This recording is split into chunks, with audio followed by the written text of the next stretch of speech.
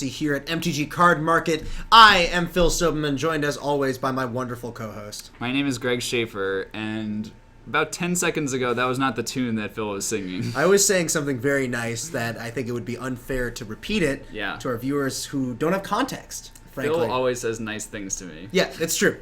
Got 3 rounds of Legacy here for you guys tonight. It seems like that's about the number of players we have, about like 10 maybe, or something like that. But yep, gonna be bringing you all 3 rounds, some sweet magic, probably a few matches. I think this one's gonna be pretty quick. Yeah, we'll see if anyone is trying Eldrazi, perhaps.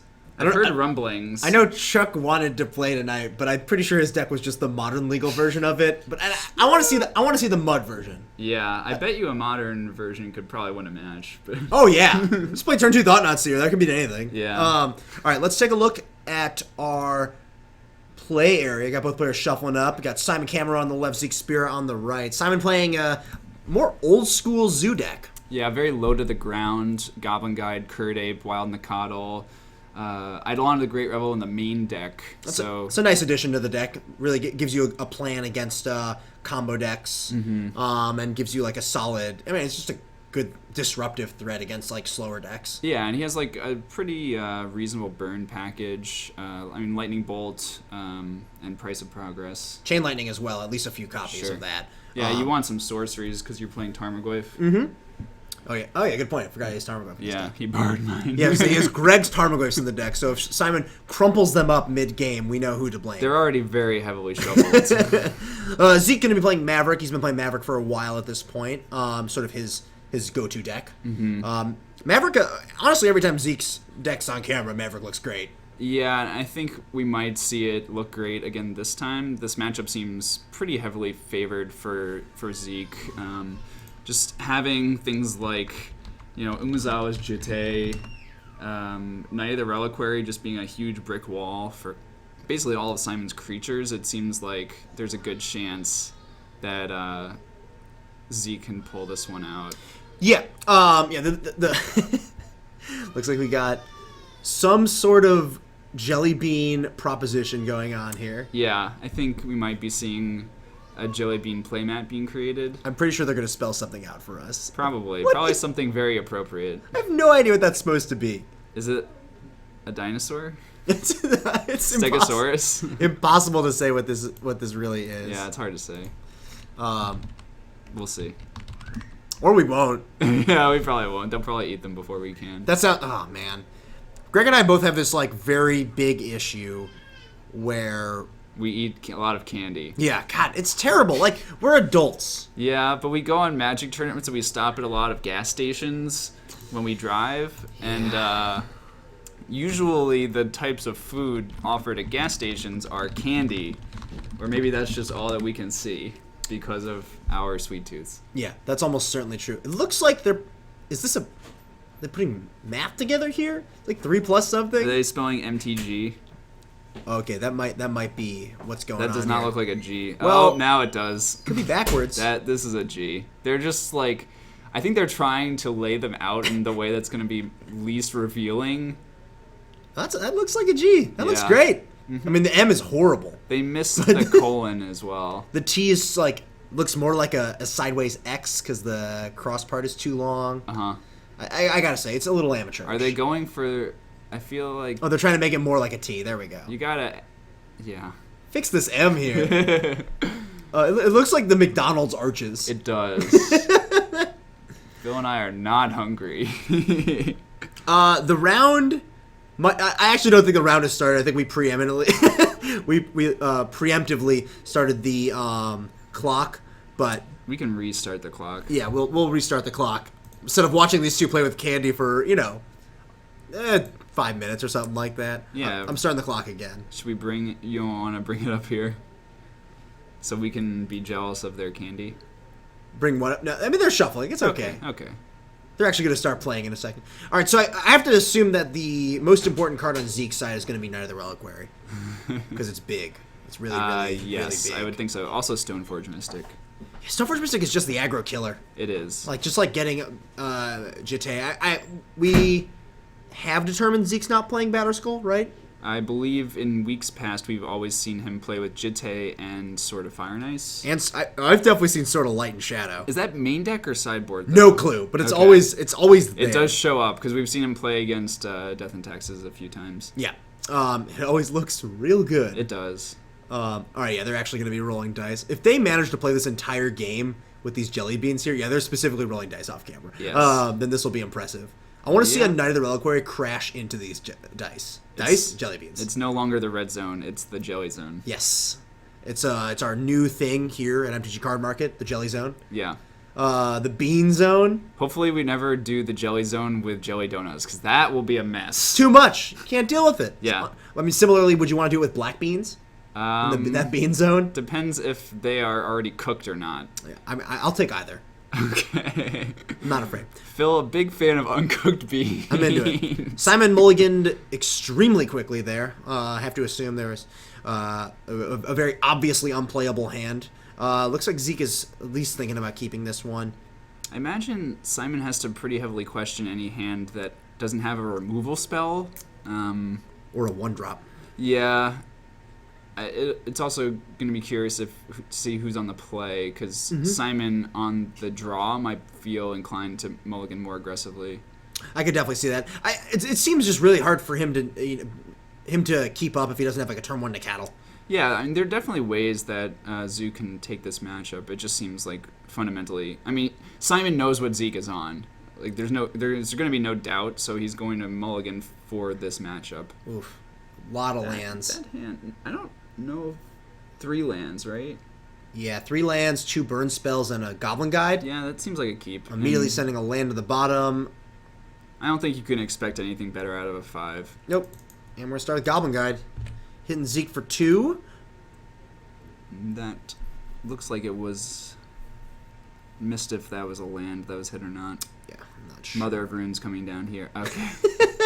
Every turn they're taking a jelly bean? I think so. Okay. Mother of Runes is a pretty frustrating card. So I'm drawing just another land here. Let's see if he decides to kill it. All right, Goblin Guide crashing in. We see Scavenging Ooze on top. Man, every creature is annoying. Yep. I think also Simon is locked into Chain Lightning on this Mother of Runes, because his burn spells aren't, I mean, unless they're going at the face, then yeah. The Mother of Runes would just be able to protect whatever he would be bolting instead. Mm-hmm. See if we see a Scavenging Ooze come down here. Is he going to fetch down to 15? Ooh, Kasali Pride Mage. Even better. Like, he wants to trade. Yeah, I mean, I think Zeke is expecting this creature also die. Like, best case scenario, he's going to be trading with anything anyway, even Scavenging Ooze if he had played it. So he'd rather let Pride Mage go, play Scooze on a later turn where he can activate it immediately. Mm-hmm. Simon fetching a basic mountain here at the end of Zeke's turn. Let's see if this is going to indicate a lightning bolt going after Kasali Pride Mage. Mm-hmm. It's good to see. It's good to see a Kasali Pride Mage mirror to start things off. It's a very quality Magic card. Simon just gonna draw. Looks like he drew another bolt. He just has a very tempo-y draw. I mean, 1 creature, all removal spells. Yep. Zeke hitting a Verdant Catacombs off that Goblin Guide there. I wonder if Zeke is playing Siege Rhino. I know Greg Pino is here, and he certainly plays at least 1 copy. Yeah, I've seen Zeke play 1. I think Maverick's going to be our most popular deck in the room with 2 copies. That is comical. Yeah. All right, let's see what Zeke's got here. He looks like he drew Thalia for his turn. I wonder if here we might see... Ooh, yeah, just Thalia's going for Thalia. Thalia's pretty reasonable here. The other option is probably Pride Mage, or Scavenging Ooze plus Activate immediately. Could have also played a Knight of the Reliquary there. Yeah, I guess that does use his mana better. Yeah. I'm not sure what... He might be holding up a Swords to Plowshares here. Okay. He hasn't had a turn where he's been able to use his mana right. in that way since he's cast a creature every turn, so that would make some sense to me. Yeah. I think Simon here... When there's a Thalia already out, I think you're pretty heavily incentivized to just use your mana as well as you can. So he's going to end-step Bolt Thalia. He really needs to draw a creature here. This killing Thalia unlocks any plow in Zeke's hand. Yep. Boosh. Pride Mage gets an Exalted trigger off on the Goblin Guide, which does not hit a land. Let's see if Zeke says that's okay. So he's going to go down to 9 after this. So I think if he has the plow here, Does he have the plow? Or Nope. Okay, he doesn't. Just to fetch up a Dryad Arbor on end step. If Interesting. he had it there, if letting the Exalted trigger happen would mean that he's going after the guide instead of the Pride Mage, I suppose. Yeah. I'm not sure what Zeke's playing. Ooh, there's a Gaia's Cradle. Which taps for 1 currently. 2. And he's just going to ship it back to Simon. Simon draws Goblin Guide for the turn. This is going to be a tough thing to outrace. Just going to jam. Yep. Yeah, Scavengers can eat 3 creatures here and go up to being a 5/5. He could also block with Dryad Arbor and before damage use it for mana to grow his Scavenging Ooze. Yeah. Instead, we're going to see Zeke eat 2 creatures, gaining 2, and then taking 2. Or taking 4. So he's going to net loss 2 life, going down to 7. And Simon's just got to pass it back. And there's another exile. 1 more. This Ooze is just going to be extremely It dominant. only has 1 more creature currently to eat. He has his Green Sun Zenith. Okay. Oh, boy. All right. Well, All right. That's pretty good. Equip on this I think Ooze. Simon is eager to concede. There's an attack. I mean, is he not going to attack? The He could. thing- I kind of would have preferred putting it on the Dryad Arbor and hitting with the Dryad Arbor I think the reason to I guess you assume if there was another lightning bolt hanging out. I mean, in that if you didn't want to be susceptible to bolt, then you put it on Scavenging Ooze. Yep. If you think that there was no bolt, then I guess putting it on Arbor is nice. Yeah. Either way, Simon's just drawing Curdape for the turn, and he's just going to scoop that one up. Yeah, HC Fox, that is a good thing to point out. He could have, if the game had gone on longer, he could have wound up blocking with the Dryad Arbor and then eating that with Scavenging Ooze to give him more food. Yeah. I think that would have been a pretty reasonable thing to do here. Yeah. Zeke going to get game 1. As we said, the Maverick deck really feels fundamentally advantaged here. Totally. Do you think Simon's going to be bringing in Scab Clan Mauler in this matchup? I do not. I also don't think so. I think he's probably going to be boarding in basically all of his anti-fair deck cards. What does that include? We'll see if he's bringing Domri Raid. Oh my God, Domri Raid. I keep forgetting about that card. Price of Progress is at least a nice one here, especially when Zeke. It's not guaranteed that Zeke is aware of its existence. So it looks like 4 or 5 cards coming in. I think Council's Judgment among those. Domri Raid. Ancient Grudge, Domri. Containment Priest.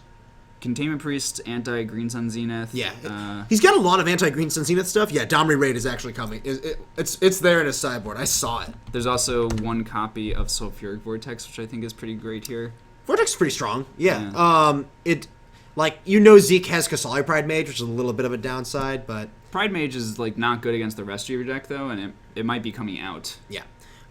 Simon boarding out his Goblin Guides, which I think makes sense in this kind of matchup. It's just so small. Yeah. It's so unlike the series of events that need to go right for him to execute the plan that he was effectively forced into attempting based on how his draw was. Yeah. Just so unlikely. We saw a lot of 2/2s from Zeke. Yeah. Zeke's like solid creatures. Yeah. It's just not it's too tiny. And it also can enable Zeke to actually curve out properly, which is, Zeke stumbling on mana is probably one of the easiest, or not easiest, but one of the most reliable ways that Simon can win a game here. Oh, absolutely. But I guess we could say that about a lot of matchups. Yes. All right. But yeah, we'll see if Simon can come out with a little bit of bigger creature suite this game. I mean, just drawing some Goyfs and Nicatls will be just so much better than what he put together that last game. Just drawing Goblin Guide basically. Also, the fact that he has a Path in his deck is super helpful. He has ways to beat big knights. I know before here he was asking if he should cut paths. Mm-hmm. And I specifically told him not to, and it's paying dividends theoretically here. Right. Although this is one of the few matchups where your opponent does have basics. It is reasonable. I could see. Is Simon playing a 4th path on the board, or is just playing the 3? I didn't see one coming in. I saw a bunch of red cards coming in. We are staying with one of Greg's friend in Houston, TX Rager. Yeah. Right? Is that right? I Yeah. had to make sure.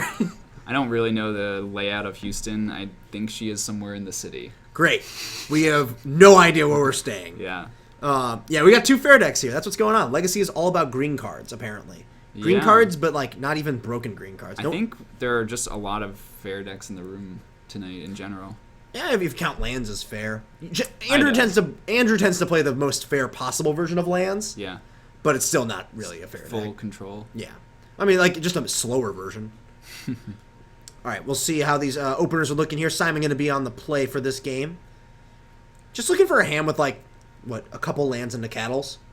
Yeah, and a cattle must be his best creature. It lines up, like, pretty decently against Zeke's 1 and 2 mana creatures. Yeah. He also has, like, Goreclan Rampager, which is that's in his hand. It's pretty good in this matchup. Yeah, he also has a Chain Lightning, so he can kill early Thalia or something. Looks like Simon has kept his hand, and Zeke is going to go down to 6 here, at least. Yeah, Elves is no one really plays Elves here. I think I am the only one who owns Elves. Yeah. Or at least Once upon a time I did. Or at least the only one who's willing to play it. It seems like it's not in the best position, at least. Like, locally it might be fine here. It's good against, like, Maverick. Yeah. But in terms of, like, the wider perceived metagame, so much Storm. Like, this is the most popular I've ever seen Storm. Yeah, I think people are just, like, finally accepting that it's, one of the best decks in the format. I know Julian Knob wrote this article about where he surveyed a lot of Legacy players, like longtime Legacy players, and he basically just asked them to list the top 5 decks, and the vast majority of them said Miracles, but then the majority of them, like also the majority, not the vast majority this time, but a good number of them said Storm was the second best deck. Sure. I don't know if anyone said Storm was the best deck, but like I think it was like 75, like something like 90% said that Miracles was the best, and then like 60% said Storm was second best. Yeah, I mean, those two are probably the most popular choices for best deck. Yeah. They might not be...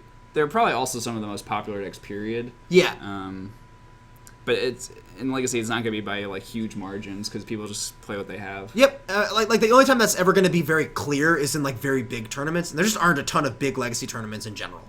Right. All right, so Simon drawing Eidolon this turn. We'll see if he wants to play Eidolon or Goyf. Well, Eidolon's only getting worse. I think also like there's the possibility of if he gets to trade with anything, his Goyf is huge. That's a good point. Which is pretty nice. No turn 2 play from Zeke. I wonder if that means he's going to fetch a Dryad Arbor here. Oh, he's going to fetch a Swords? Let's see, he's going to 18 at least. Yeah, I think this is probably Swords, and also we see Zeke fetching basics, doesn't want to get Price of Progress too hard. I think that means Zeke is at least aware of the existence. Containment Priest? That's Ambush Viper, actually. Oh man, Ambush Viper getting in there. Zeke taking 2 from the trigger. I think if you're Simon, this is great because it makes your Goyf so big. Yeah, Goyf is great on this board. I mean, he could have Gorkland that turn. He could and it wouldn't have been crazy, but I think Goyf being creature, instant, enchantment, land. It's a 4/5 right now. I think here we see where Gorkland's going to be ridiculous. Well, Zeke does have to block first, and I think that's at least somewhat unlikely here. Man, that he's unlikely he's blocking? I think so. Then it's just Boros Charm. Simon obviously drawing Price of Progress when he has far more non-basics than his opponent. We might see Simon fetch basic Forest with Wooded Foothills at some point. Oh yeah, the duels you're seeing right now on Simon's side are Taiga and Plateau. I know a lot of you have never seen those before, but they do exist. They're the secret duels. It's pretty comical how bad this Price of Progress is right now. Zeke has 2 basic lands out. 3. Zeke's is also getting his sleeves all sticky. He's got some. He's got a few jelly beans on him. Knight is a jelly 5/5. Yeah, those jelly beans are indicating the number of lands in the graveyard. They are not indicating any +1/+1 counters or anything like that. Yes. I wonder if. Once upon a time, these jelly beans spelled out MTG. Now they spell nothing because both players really like eating jelly beans. All right, so 3 going at Zeke right here from this Chain Lightning. Simon bashing. This is a 5/6 Goyf now. It's actually big. It actually is just bigger than the Knight. Yeah, Simon wisely playing the Chain pre-combat to grow Goyf because there was no sorcery. Ooh, and a second Goyf here. This is not nothing. Do I get a cut of Simon's winnings? You get nothing. Okay. Not even a jelly bean. No, of course not. All right, so Simon, 2 cards in hand right now. One of them being that Gorklan Rampager.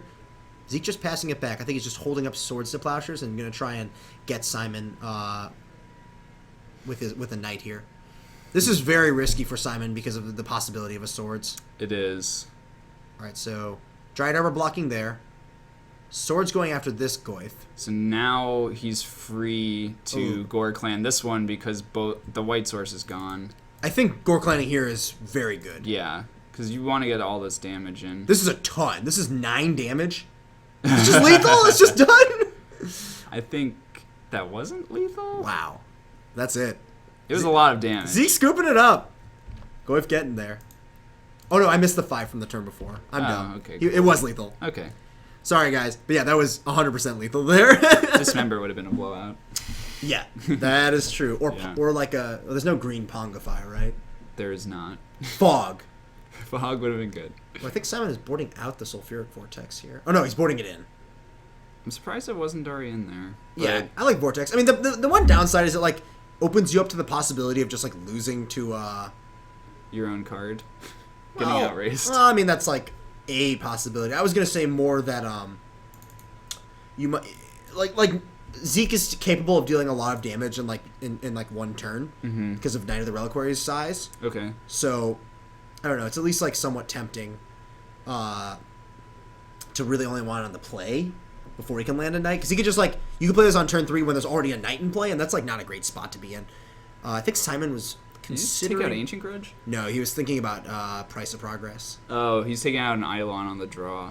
It's pretty reasonable. Simon revealing his secret tech of Scab Clan Mauler. Not at its best in this matchup, so being left in the sideboard, unfortunately. Nope, Charger. I was close. Nope. Oh, Berserker? Yes. Why are there 3 cards with Scab Clan in front of them? I think there might be more than 3. I want to point out that the other ones have Bloodthirst and this one has Renown. Okay. So I'm a little upset. They were in different sets. I'm just saying the lack of consistency in design is very obvious here. It's just evolving. It's really, really evolving. It's basically this. It's like worse. Mm-hmm. You know, I don't know. I'm not thrilled, is what I'm saying. Either way, Scab Clan Berserker. There are 2 copies in the sideboard. The person who's who Simon basically copied most of the list from plays 4. Yes. 4 Scab Clan Berserkers in his sideboard. This is a person that Simon touted as the most successful Legacy player he knows. Yep. Only plays Spitting 2. in both of our faces. Yep. I mean, to be fair, like, have we had much success? I haven't really played lately. Yeah, that's a nice excuse right there. It's great. All right. Zeke going to be on the play for game 3 here. Let's see if he can cobble together a draw that can deal with some bigger creatures. Only drawing 1 swords there is not great. I mean, if he draws multiple swords, he's going to be in a better spot, but also just wants Stoneforge Mystic, and that Mother of Runes is pretty good too. He has swords. This looks pretty solid. Yeah, it's pretty good in Standard. I agree. That is where I would say Scab Clan Berserker would shine if it was, you know, being played. I'll pull Mother of Runes here for a second. Thank you. Wrong art, but that's okay. Wrong art. This art is also excellent for what it's worth. It is, but I understand your commitment to the original art. it's like the new Forcible art. Like, I like the new Forcible art, but is that the one we're going to pull up? No, it's not. You're right. You're right this time, Greg. This time. And only this time. It's the first time I've ever been right. I know. Don't revel in it. All right, Simon not being able to kill Mother of Runes this turn. He's just going to have to play a Curd Ape and pass. Looks like so Zeke gets to at least have an active Mother of Runes for a little while. Simon almost running away in fear of Mother of Runes. Active Mom is pretty scary. That's the first Wasteland we've seen thus far. So Thali is being left in here. I wonder if Zeke just didn't have anything better to take out. Like, I would have assumed that was one of the first cards coming out, actually. Thalia? Yeah. It doesn't line up with really any like creature except Goblin Guide and I guess Eidolon. We'll see if he blocks here. I guess there could be like 1 copy or something. Yeah. Is he just going to take 2, go down to 17? He's at a pretty high life total, so I think this 2 damage is not super relevant in the grand scheme of things. Ooh, Simon does have an Eidolon to follow things up, though. Fetching, I'm assuming, Plateau here. God, Yeah. Plateau and Taiga. This is magic right here. These are the lands we all love to see. Zeke going down to 16. Let's see if we have a creature that's going to trigger Eidolon, fetching a forest wisely. Simon, I believe, does have a copy of Price of Progress in his hand. Currently representing Flame Rift. Oh yeah. Actual flame, except for 3 mana. Yeah. Now it's less because of this wasteland. Okay. So we see a Swords to Plowshares, so that's going to put Zeke to 14 and Simon to 19. Actually, I guess it's worse than Flame Rift because, well, now that the Eidolon's gone. But Yeah. Zeke's actually just going to fire off the wasteland on Simon. When you have Thalia out, it makes a lot of sense. I wonder if we're going to see Simon attack again here. I feel like if Simon had the opportunity, he would leave the Thalia in play and kill the Mother of Runes. What do you think about that? yeah, probably. I mean, having another land even past this Windswept Teeth, Thalia is not really that great, and it might actually be hampering Zeke more than Simon. That's what I'm thinking. Like, Simon has a bunch of 1-mana removal spells, but, like, those aren't super important to send out here. I think we are going to see Zeke block. Ooh, okay. So So he goes for the activation. So Mother of Runes targeting Thalia. Let's see if Simon decides to kill it. He just lets it happen. He also could have, he could have even double blocked there and given Mother of Runes protection. Well, but then he loses his Thalia. Yeah. I mean, I think, like, I don't think trading. I think the goal is to not trade. Okay. Like, he wants to not lose a creature here. Also, that's much worse against a removal spell. I suppose. Yep. Simon. Yeah. Simon just playing a Goyf and passing it back. Who was he? I thought for a second he was changing his mind about the fetch. Oh, a very tiny 2/3 Goyf this time. Pales in comparison to the Goyf from last game. Zeke drawing Knight of the Reliquary and just a pass. Doesn't have a third land. Simon drawing a land here. Simon smells blood. He's got Arid Mesa. He's got Price, but it's only 2 damage for Zeke. He's going to jam with both of his creatures. Zeke going to run back the same play. I think Simon's just going to say, okay. Zeke, you take 2. This is a very tiny Goyf. He does have he has Price and he has Path in his hand at the moment. Doesn't really want to play either. Like, he could path this Mother of Runes. Yeah, he's just going to pass. Yeah. I was to say Swords to Plowshares on end step. Ooh. It is. Swords on Tarmogoyf, putting Simon to 20. Pretty good. Yeah, If this is... Zeke can draw a land, he's right back in it. That was not a land. That was a 3-drop. Another Knight of the Reliquary. I think, yeah, his whole hand is uncastable right now. He has 2 Knights at least, and he has a Sword of Fire and Ice. Okay.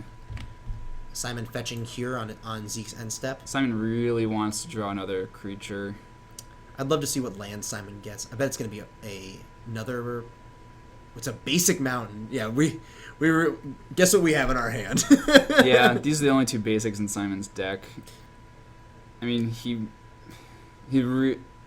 whenever Zeke does draw a third land, presuming he does, Simon's definitely going to be hoping that it's a non-basic. Simon does have a Gorkland Rampager in his hand. I don't know if he can reasonably do it now. I think it's pretty tempting to do it now. After the second Swords, he's just going to pass. I think he's just going to wait until Zeke is tapped out for something. But, like, I guess you can tap out. So he can... Oof. Is this a 2-mana Zenith for 0? Yep. Yeah, it is. This is Dryad Arbor. Good lord, this is sad. I think Simon's probably okay with this, because this is representing... Like, now it's another land for Price of Progress. Yeah, it's another land for Price, and he can Gorkland this turn. Right. Yeah. So, yeah, we see him fetch. I think he's failing to find. I wonder if he can respond. Oh. Like, you can put the fetch land on the stack. That would be nice, yeah. I wonder if... I don't think he has another basic. Oh. Yeah, he's just going to get Savannah here. Okay. I know, I was wondering if he had... Man. What, another basic in his... Or his own Dryad Arbor or something like that? I don't think the Zoo deck can play Dryad Arbor in their deck. Yeah, probably not. Screws up the curve a little bit. Ooh. This makes me want to have fight it last turn. Yep. That's the Punisher card right there. Block. I'm Protection. very curious why Simon is playing out his lands. That land was important because it's going to let him Gorkland plus plus Price. Okay. So there's Gorklan coming through. So 5 damage hitting Zeke. Zeke going to 7. So now he's just dead to the 2 price of progresses. As long as Simon is able to cast them. Yep. There's neither reliquary. Yeah, I think this is the game. Price. Simon 6 takes and 6. Zeke goes to 1.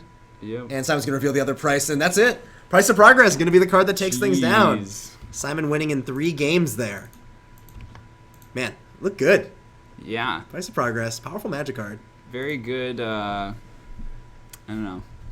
Zoo, very good against a mana screwed opponent, I guess. You actually did predict this. You said that was going to be his most And you important you way. poo-pooed my commentary. Okay, well, look, I was going to say it's good when your opponent is mana screwed in general. It is. So That was my contribution. yeah, Zoo does win there, Jay. Taking it down with Yeah. on the back of your 2 things. One is opponent not drawing lands, and Yeah. 2, the lands he did draw were price progressable. We're non-basic. Yeah. That's what I meant. I'm gonna hop out there and take a look and see if we have any other matches going. Cool. Pretty small field today. It's very possible we don't. But that was about 30 minutes. It's an aggro mirror. I think we have at least 1 Miracles deck and 1 lands deck. So I think we'll have people still playing. Yeah. But I'll take a look and check and see if we can get another match going. Cool. All right, chat. If you have any questions, now is a good time. Because obviously no one had any questions for Phil anyway. Let's see what is going on in chat. And if anyone has any insight about what I should be worried about for the RPTQ this weekend, this is also a great time. Although I'm sure a lot of people in here don't care about Standard. But that's okay. Also, Dragonlord787, thank you for the follow. Hippodactyl, I play Legacy, like I'll do some test games, but I just really haven't had a competitive tournament to prepare for lately. And I would play Thursdays, but Phil and I do commentary, so it's been a while. I still have my Death and Taxes deck sleeved up, though. And I actually also have Miracles completely put together, but I haven't had too much of an opportunity to playtest with it, so I don't feel super comfortable with a lot of the matchups yet. So what can you do? David L. Byer, welcome to chat this fine evening. Trevin Landon, what is the link? What is it a link to?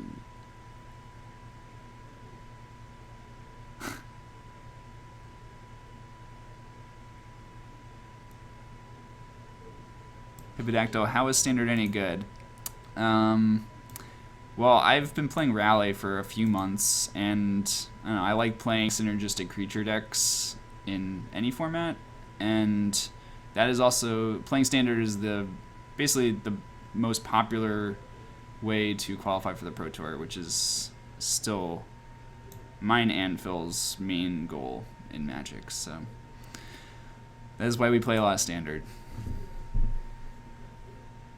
I guess if I had my personal preference, there'd be more high stakes, like limited tournaments. 'Cause I think that's actually probably my favorite way to play. What can you do though?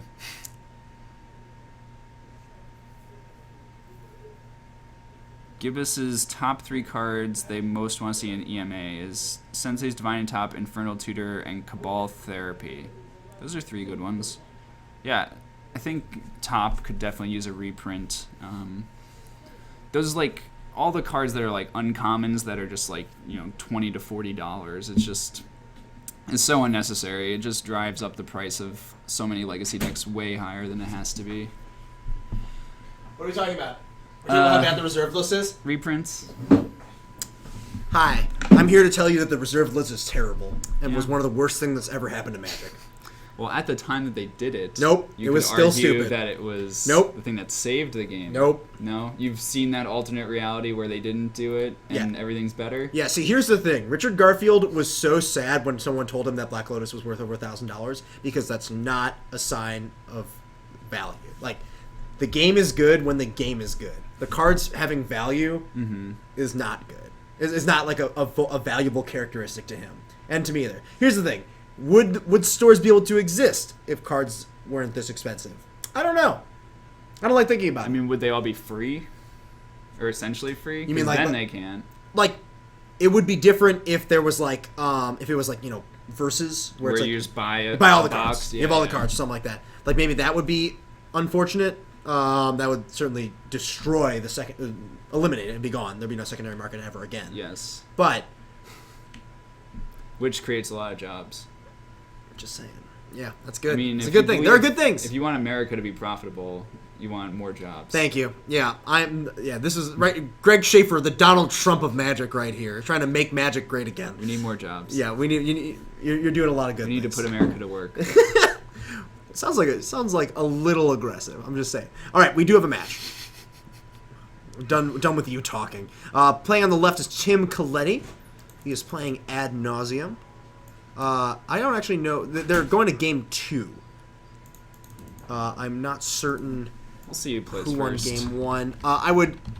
Their game is Tim have 1 L or 2 L's in his last name. I think it's 2. Yeah. 2 L's and 2 T's. I think it's the other way around. I think 1 T.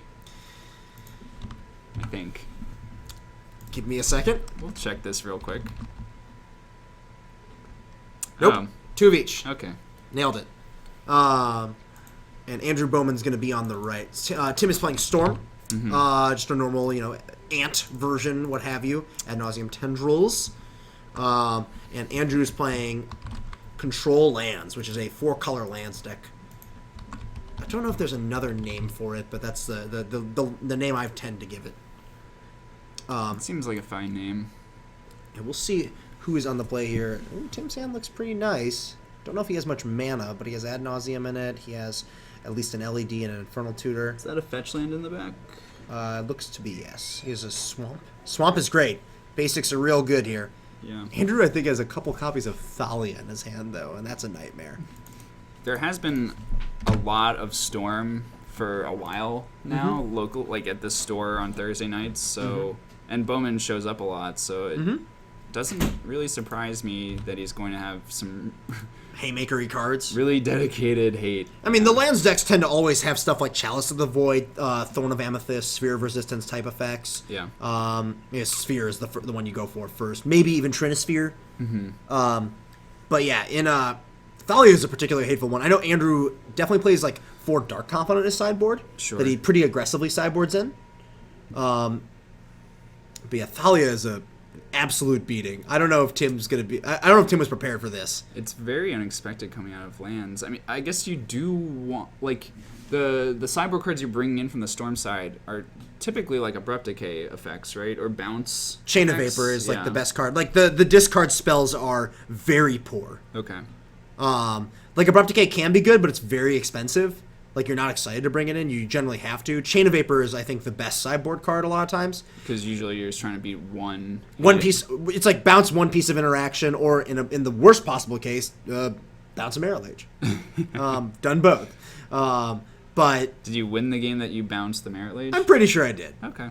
I'm not sure about that at all. But it would be a better story if you did. Of course.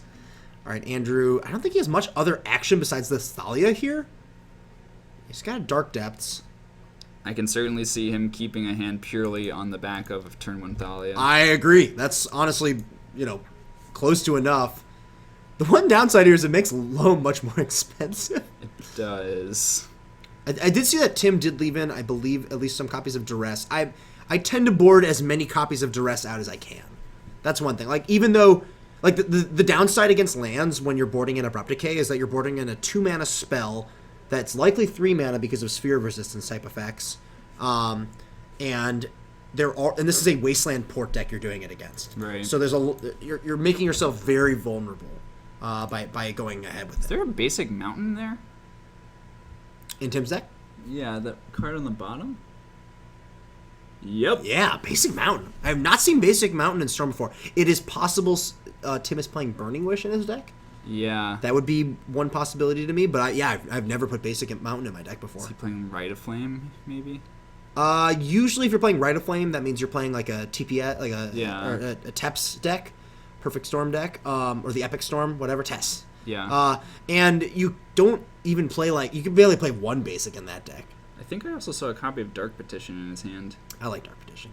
Well, it's card's interesting. impressing If you're thinking he's like Burning Wishing. Yeah, then you wouldn't play both. Right. Maybe he just wants to try it. Yeah. All right, we got a choice here. We got 2 mana Duress. And that's swinging him. Well. Hey, we got a hit. We'll take it. Take the card you can. I mean, I think Andrew didn't play.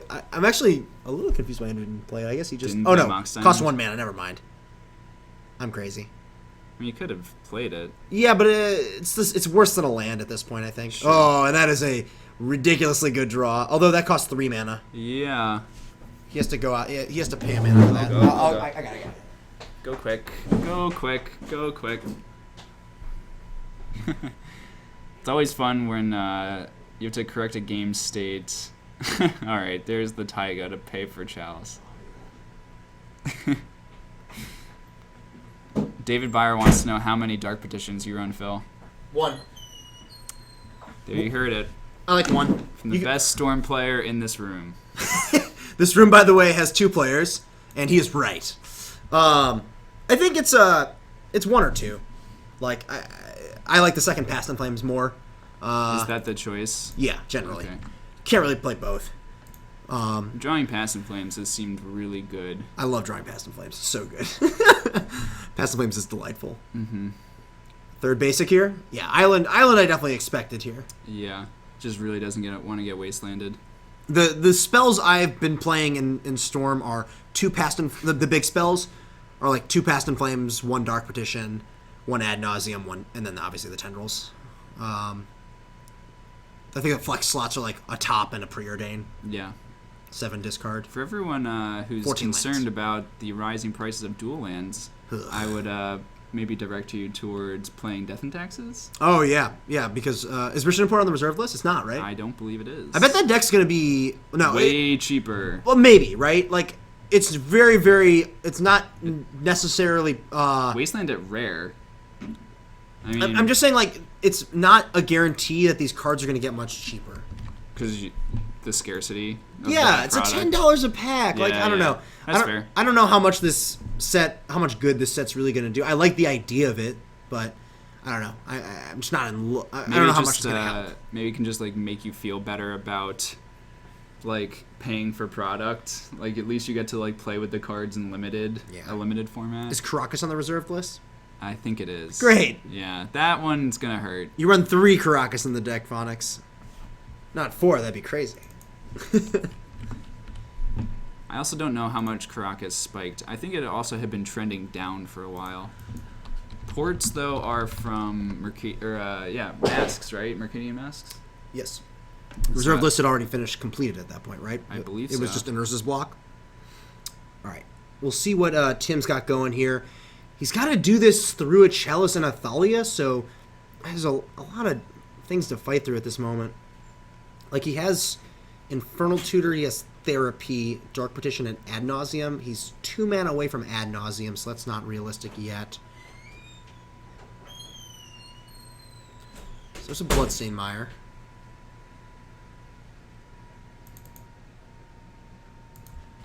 Fetch puts Tim down to 11 here. This Ad Nauseam is getting worse, and Andrew does have the combo next turn, so it's now or never. I don't know if Tim's going to be able to assemble the right amount of cards to get through this, though, especially with Thalia out. Like, I don't think he can cast any of his spells besides Infernal Tutor. Like, okay, so if he Infernal Tutors for 3, cracks LED, going to 3, 4, 5, level 5 floating. I just don't think there's a series of cards you can get that'll get you out of this. It just doesn't have enough mana. I don't know how he gets past both of these. And based on the lands Tim's fetched, I think we can assume that Abrupt Decay is not in his deck. Yeah, I would agree. Certainly not in his hand at the moment. I think there's just too much happening here. Yeah. And he doesn't have much time now that there's actually the combo coming. Like, let's see what Tim decides to do here. Like, you can't cast Dark Petition, you can't cast Ad Nauseam, you can't. Therapy gets countered and is a bad use of 2 mana. Mm-hmm. Like, your Storm's only going to be 1. Right. Not that much. No. Like, and I doubt he is going to, unless he has an Echoing Truth in his deck, there's no way he can get an answer to a Merit Lage. And yeah, he's just going to scoop him up. Go to game 2 here, reevaluate. Game 3. Yeah, game 3, excuse me. And he's going to be on the play, which is just so huge. Yeah, any matchup where the hate is primarily coming in the form of permanence. Yeah, being on the play is just massive. Yeah. Like, that's sort of how every matchup I've had with Death and Taxes goes. Right. Like, if I'm on, like, game 1, it's just like, if I'm on the play, I just kill him on turn 2 almost always. Yeah, no problem. It's not that hard. I think it's like well over 50% you kill him on turn 2 undisrupted. Yeah, which is... Maybe not well over, maybe about 50%. Okay. Like, one cantrip with a hand that's, like, reasonable, you can get, like, pretty close. Yeah. You don't even need 7 cards for that. Mm-hmm. You have 6 cards, it's okay. Like, there are some issues that can go wrong, but there's just so many busted draws that just kill them. Being on and not to mention that you also have, like, Cabal Therapy for a potential Thalia or Revoker. Yeah. But on the draw is just really frustrating. Yeah, the fact that there are 2 pretty potent hate cards main deck. Like, Yeah. Revoker is good against Storm. Oh, it's actively good. It does something very, very obnoxious and disruptive. It's like... So obnoxious. Well, it's just half of a Stony Silence every time, Yeah. right? And, like, half of a Stony Silence is usually enough to slow down the deck enough. Yeah. Like, playing Storm, I've beaten Null Rod in play without ever destroying it. Sure. Which is one of my favorite things I've ever done with the deck. It's a lot better when the Null Rod attacks for 2. It helps. How does the Null... Oh, yeah, I agree. Yeah, it's a lot better when Thorn of Amethyst attacks for 2. Yeah. Yeah, I agree. But, yeah, being on the play in 2 games against Death and Taxes, I always feel significantly favored. Yeah. That makes sense. Especially if I'm playing, like, my usual sideboard cards of Dread of Night. Oh, Dread of Night, you are a peach. Yeah, just to make me sad. Oh, not just you. Anyone who decides to play Aether Vial on basic planes. Yeah. It's the punishment, that is deserved. That is what I signed up for. All right, both players looking at their opening 7s here. Tim's got at least 1 land, LED, Brainstorm, a lot of mana. Ooh, this hand's pretty good. Yeah. Looks like it. I'm not sure if he has any action spells. That's what the Brainstorm is for. Yeah. Man, Brainstorm's so good in this deck. He's counting spells. I mean, if he brainstorms into, like, Infernal Tutor, then is this a turn 1? That's gonna be close. There's a Lotus Petal. And a Dark Ritual and a Cabal Ritual. I mean, the Cabal Rituals won't be thresholded, but... +1 mana might be good enough. It just depends. Like, he has a lot of mana in his hand. His hand just looks almost perfect. Yeah, it looks very good. It's not that often you fire off the turn 1 Brainstorm, but this is probably an instance this where is I would where do you it. would? Okay. I think so. I would be very tempted, just because if you can kill them, then you might as well try. Yeah, I mean, we saw last game that Bowman put down... Oof, so no action found. Did find a fetch land, at least I think just 2 copies of Duress. Yeah. I would almost just pedal Duress this turn. Yeah, Bowman could have Mox Diamond Chalice on one. Yeah, and that's disastrous. Pretty disastrous here. He does only have, I think his only 1-drop though is the Dark Writ. So it looks like he's putting both Duresses on top. Yeah, like this is just saying, if you have a turn 1 lock piece, I'm in a rough spot. And I don't think that's a terrible spot to be in. We might also see Wasteland. Yep. Yeah, just Wasteland you. Mox Diamond? Chalice on 0. Ooh. I like that. I really like that play from Andrew. That might have been a reason to play out the Lotus Petal. Yeah. On the draw, like when they have Chalice, they're very incentivized to play Also it on could 0. have played LED. Yes. Alright, so he's going to fetch down to 19. Probably getting a black producing land here. Maybe just another Underground Sea. I'm going to see a Duress cast. You have to qualify for the tournament, AK, and I did not. I did. Yeah. Phil feels great about it. I do feel great about it. We could just count the times I lost in, like, top 4.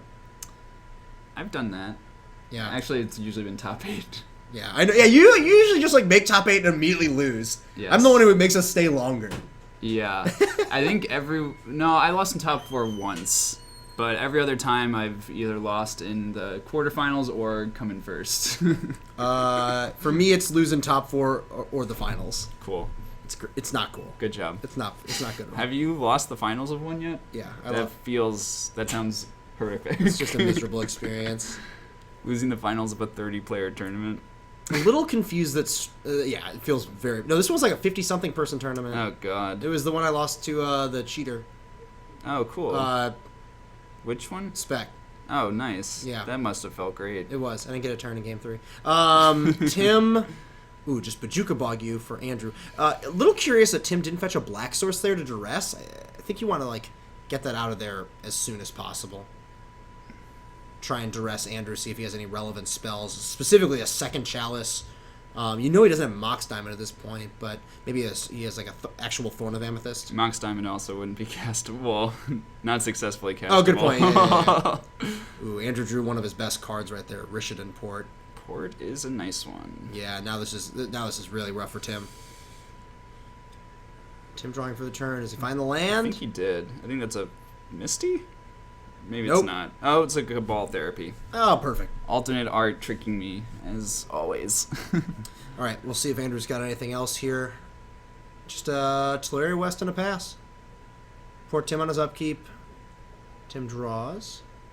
Final land? We do not. Oh, Mark, you lose sometimes. It's all right. I'm okay with it. Ugh.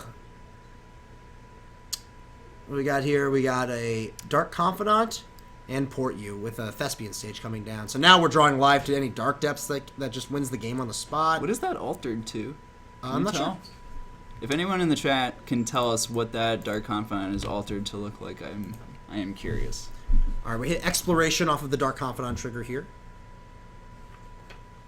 Kind of looks like the character from the original Forcible art, but I could be wrong about that. I have no idea. All right, Dark Confidant get in there for 2. AK Cracker, Phil and I have gone to a good amount of PPTQs, but They're all terrible. the problem... I don't recommend anyone going to any of them ever. It winds up eating a whole Saturday or Sunday, essentially, as long as you're doing decently well. Mark, you've top aided 11? Sorry, that's so bad. Mark, that's so bad. You need to close one out. Good lord, that's gross. I just feel bad for you that you played in 11. Yeah, that is I don't think the worst indicator. I don't think I played in that many. I think I've probably played in about that many. I don't know. I don't know if I've top aided that many. It is the original Forceful. Nice. Okay. All right. Intuition coming into turn for Andrew. I think this is going to get a pile that includes Loam and Dark Depths. Mm-hmm. And any other card. Could be anything. Doesn't matter. Ooh, Ethersworn Canonist? That's a possibility. I think he was getting Academy Runes, too. That seems maybe unnecessary. I don't know. I think I would just want to get the Dark Depths combo into play this turn.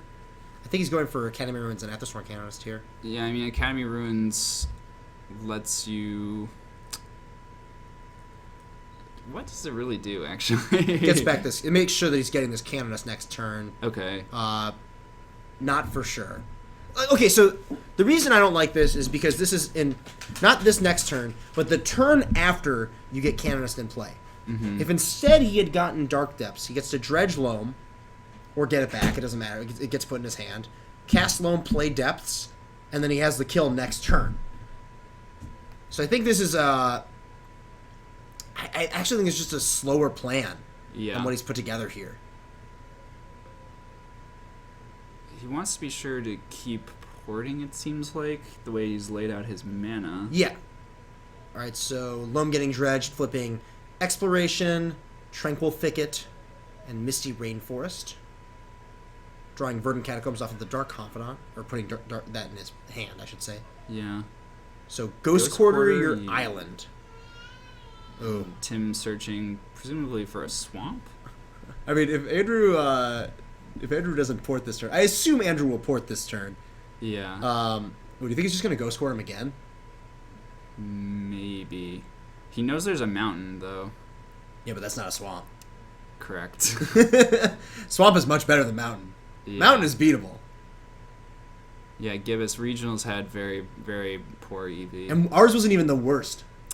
Providence had 600. 600. Yeah. One of my friends won. The other one lost in top 4, or made top 4. And they both, and I know at least one of them hated every second of it. The only thing that tournament had going for it is that it was pretty soft. Yeah. I did not do well. Yeah, well, you're contributing to the softness of it. All right. Tim getting ghost courted again there. Going after, now just got to go get it. He's floating a black? Is he going to get his mountain, or is he boarded out? Presumably getting mountain. I think the most telling statistic from our regionals was that 7 and 2 finished from 11th place to 33rd. So the lowest tiebreaker, 7 and 2, got nothing. Yeah, nothing, right? It was actual nothing? Actual nothing. So you either got top 16 or you got nothing. Or top 32. Yeah, Mark played a suboptimal build of Eldrazi and then very easily made top 4. Yes. Not that many people really even played Eldrazi there. Like, the ones who did almost all did well. Yes. That I saw. I only played against it once. Tim just discarding the hand size here. I think we're going to see End Step Academy Ruins put Ethron Canvas on top. Yep. Tim discarding the hand size, gets rid of that useless Cabal Therapy. Ethron Canonist, going to mean that Andrew takes 2 off of this Bob flip. See if he dredges Loam. I mean, dredging Loam is basically giving you 3 extra looks at Dark Depths. Right. He's just going to draw, though. Ugh. I don't like to call games over until they are, but this one might be over. Es no bueno. The thing also for Bowman is, he's played against Storm so much here recently. It must feel good to win against Storm because the matchup is not good for lands.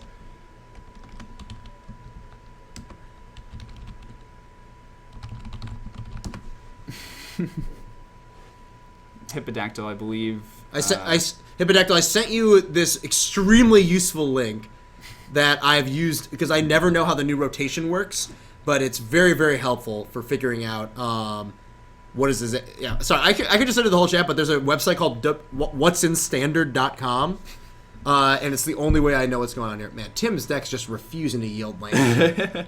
Yeah, it's just breaking out spells, and that's going to be it. Andrew taking this one down. My understanding of the rotation is that the first 2 sets of Khan's block are going to rotate out with shadows coming in. Yes, Fate and Khans rotate. So we'll still have the Dragons cards? All like the Dragons Matter cards and all that sort of business. Like, any of the decks, any of the cards that would, basically be in an Esper Dragons deck or something Except like that. Crux of Fate. That one was in Favor Forge. Sure, but you still it's not even every version. Nope, it's not that great. Hi, Sydney. How's it going?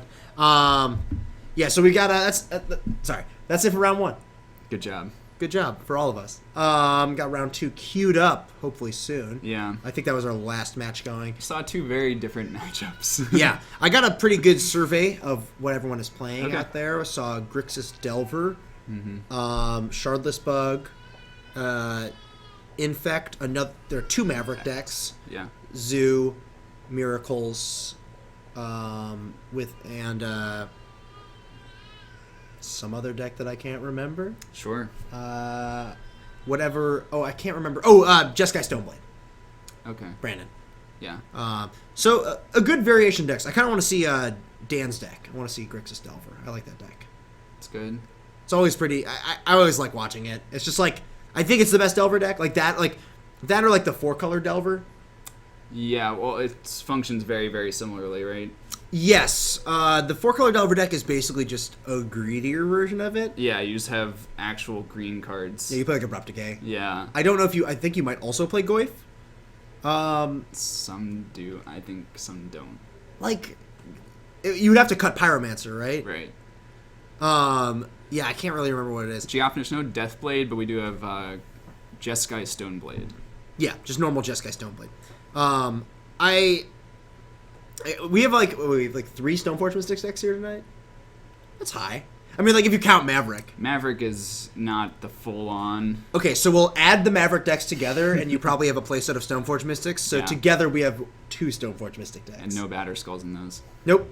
No Battle Skulls, What do you do? but plenty of Jites. Yeah. They're all nice. That's the one you can guarantee in every Stoneforge deck. Yeah. Oh, so the story for those wondering from Mark is that he was playing a mix of foils and non-foils in his deck, and you could tell which ones were the foils, and the judge basically said, you have to replace all these foils, or we're not letting you play in the top 8. So everyone helped him build his deck, and he built like 99% of them, got almost all of them. Mm-hmm. And Except for one card. I think they had to play a basic island over, like a Ruination Guide or something like that.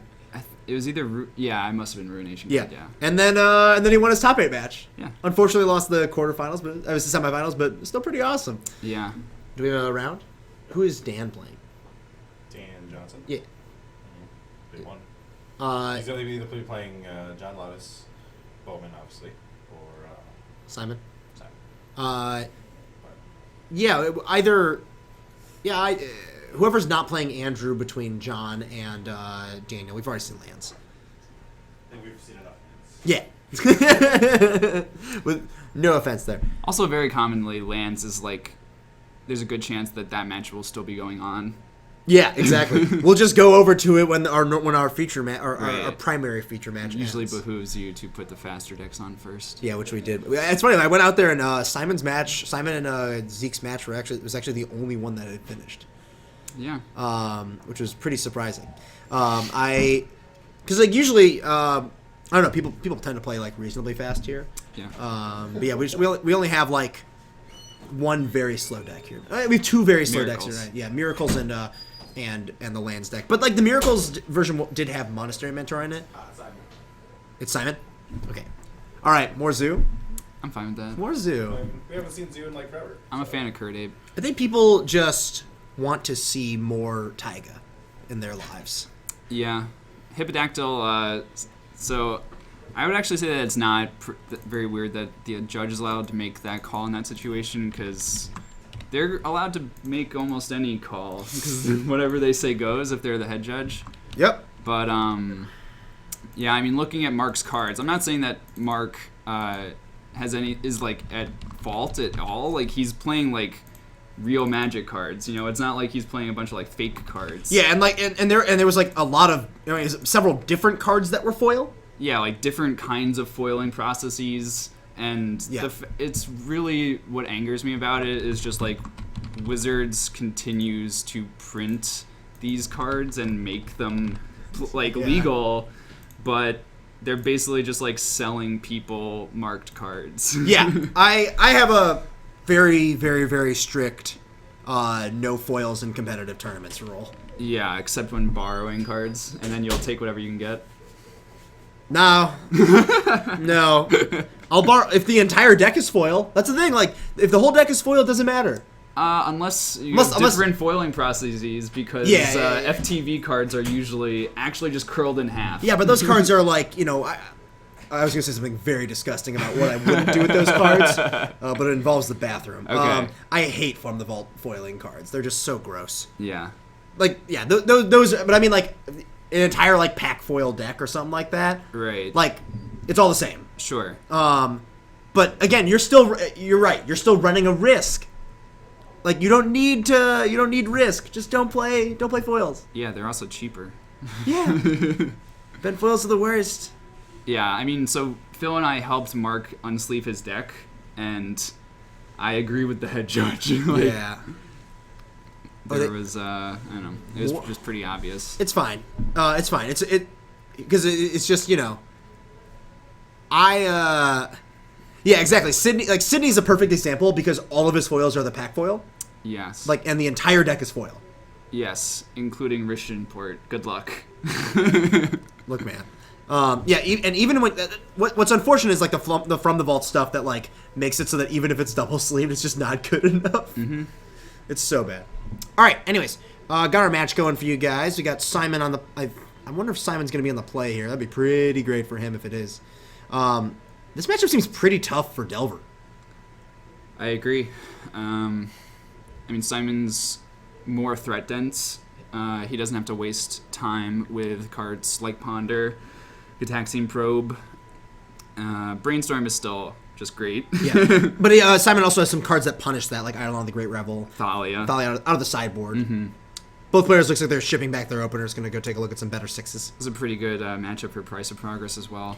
Oh yeah, it's gonna be one. It's gonna be. I'm hoping that it's just gonna be equal, like they both take 6.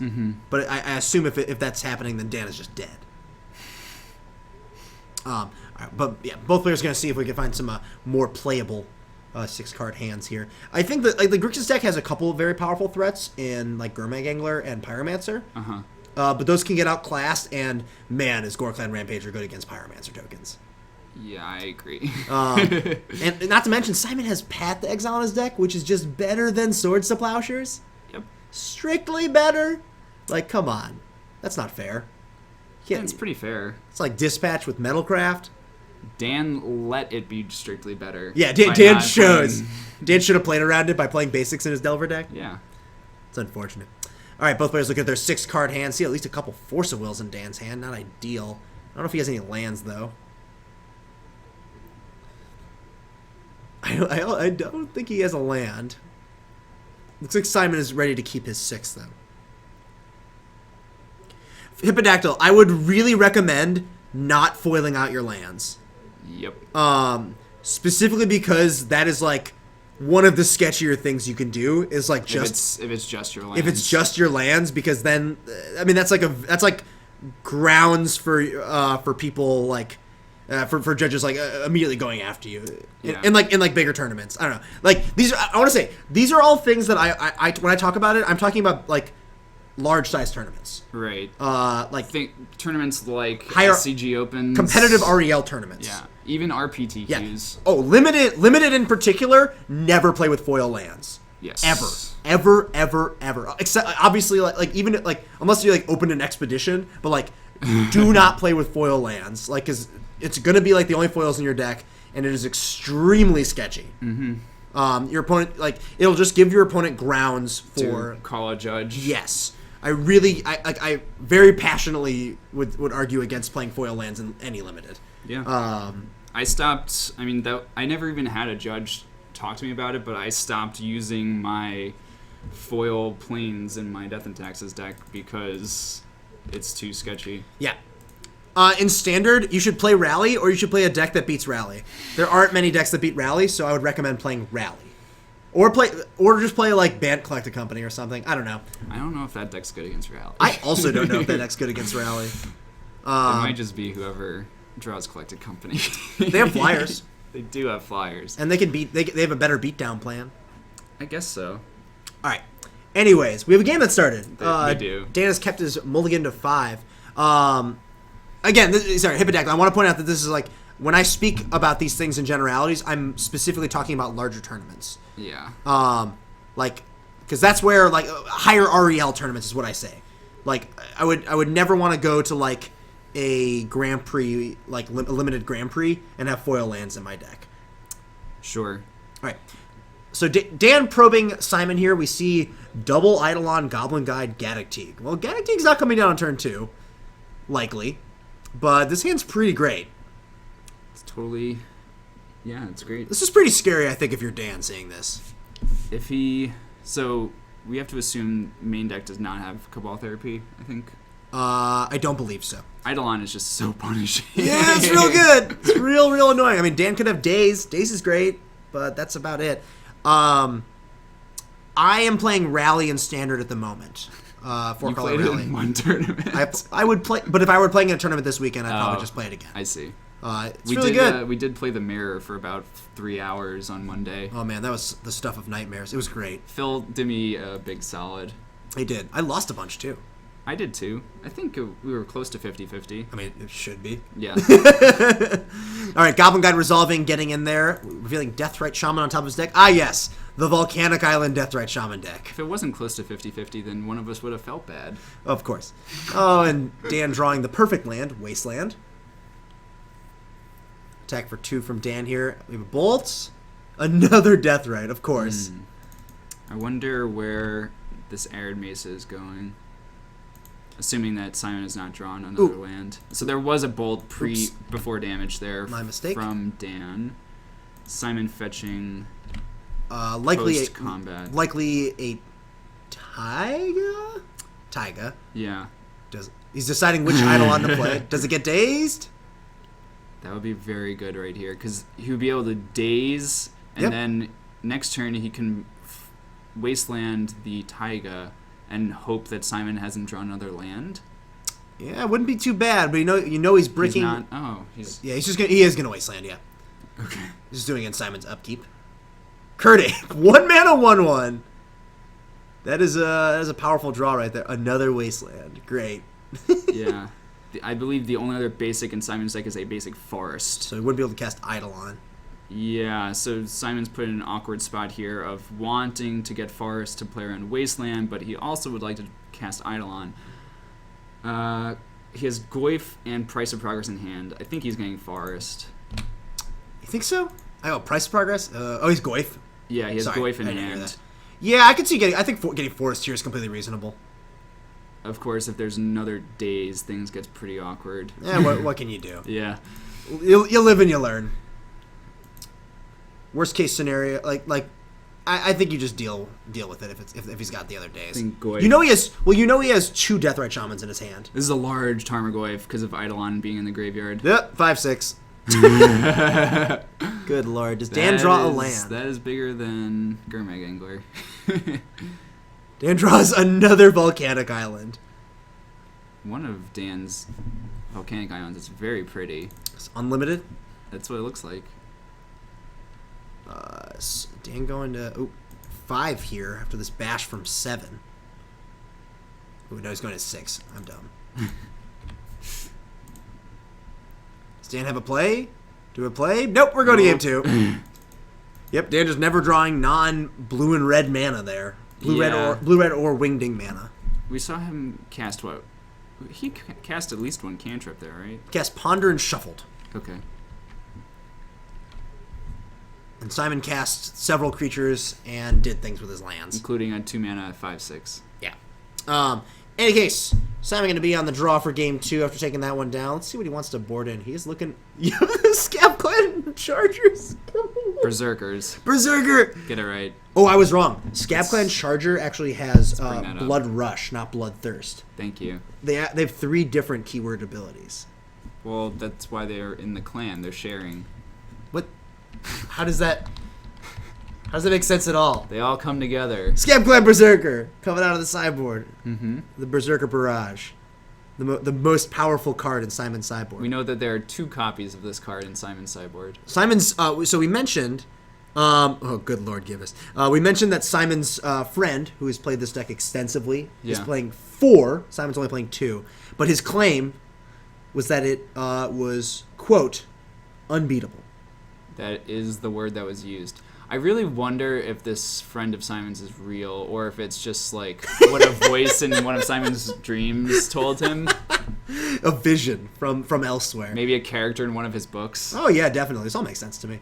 If anyone's looking for a good young adult fiction to pick up anytime soon, Simon Camero wrote a 6-part. No, his friend did. His friend. What's his friend's name? Clancy Teitelbaum. Clancy Teitelbaum. That's right. Yeah. Just a striking resemblance to Simon. That's a little odd. A little, yeah. But Clancy wrote not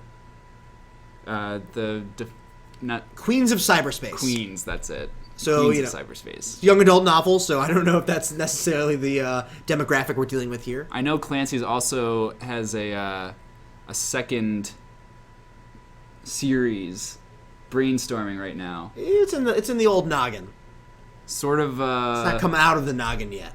Some echoes of Harry Potter, perhaps. Perhaps we're not clear yet. There's a lot more to be developed. There is a lot, from what I've understood from Clancy's musings. All right, I wonder what Dan has to board in here. Maybe something like Submerge would be pretty great. Submerge would be good. Anything that kills Goyf. Hydroblast. Yeah, what really does it? Maybe there could be a Murderous Cut. Yeah, I could see that. Maybe. I mean, I don't think he's playing like. Innocent Blood or anything like that. Yeah, this matchup seems really rough. Yeah, I mean, like Simon's creatures are like he has so much chip damage, and he has like a fair amount of burn, and Path is really just so good. Like that's what's so impressive to me. I wonder if Dan keeps in Force of Will. I kind of think you do. I was thinking that as well. I think you kind of have to leave in Force of Will because that's your best answer to Tarmogoyf. Yeah, that does sound right. What about Daze? I would certainly keep it in on the play. Right. Okay, so like if he forces game 3, you maybe think about taking out some amount. Probably like 2. Okay. I guess it also kind of depends. Like, does Dan actually have much for this matchup in his sideboard? Because it's possible that he doesn't really. Yeah. Like usually the creature removal in the Grixis Delver sideboard is stuff that's designed to help against like Death and Taxes or Maverick, I think, but not really Zoo. Stuff like Dark Blast, Dread of Night. Yeah. Infect as well. Yeah, more like specific creature removal, not like more lightning bolts, which is really all you would want against Zoo. Yeah, you just want like as many bolts as you can. Yeah. It is funny that Dan can redirect Chain Lightning in some scenarios. Hopefully it comes up. Dan is going to take a mulligan here, though. Can't find a 7 he's happy with here, at least out of either of these games. It will be unfortunate if he has kept in Force of Will after this mulligan, because the diminishing returns are pretty high. Yeah, the card disadvantage of being on the play and having to 2-for-1 yourself. Yep, especially and after a mulligan. Right. That's a lot of damage to the old card advantage engine. But he does have a million cantrips. He does have Brainstorm to not flood out. Like there are plenty of ways for Dan to deal with this. AK Cracker asking about Black Red Dragons. Honestly, I know I'm not the person to ask about standard recommendations outside of Rally, because that's the only deck I've played for like months. Yeah. I know you've liked Jeskai Black in the past. I have. I don't know if there's a version that beats Rally is the issue. Sure. You have to play because there aren't really hate cards for Rally, which is so annoying. It's like a lot of Kalitas. Yeah, and even though that's like not that great. Yeah, it's pretty slow. I think Black Red Dragons is pretty good against it though. Flying plus like a bunch of small flyers plus Kolaghan Storm's Fury is pretty sweet. Yeah, like the token makers are all really good. The chip damage from the removal spells is all really good. The good removal is just in general powerful. Right. HC Fox, have a good night. All right. Dan happy with his 6, or happy enough. Playing a turn 1 Deathrite Shaman, so I'm going to attempt to bolt it. Probably the best turn 1 play that Dan could have. Yeah. Unfortunate that it is going to die immediately.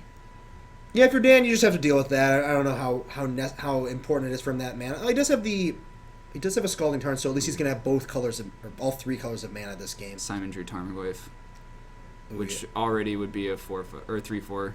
Simon going to do his best to play around Daze here, knowing that he is on the draw.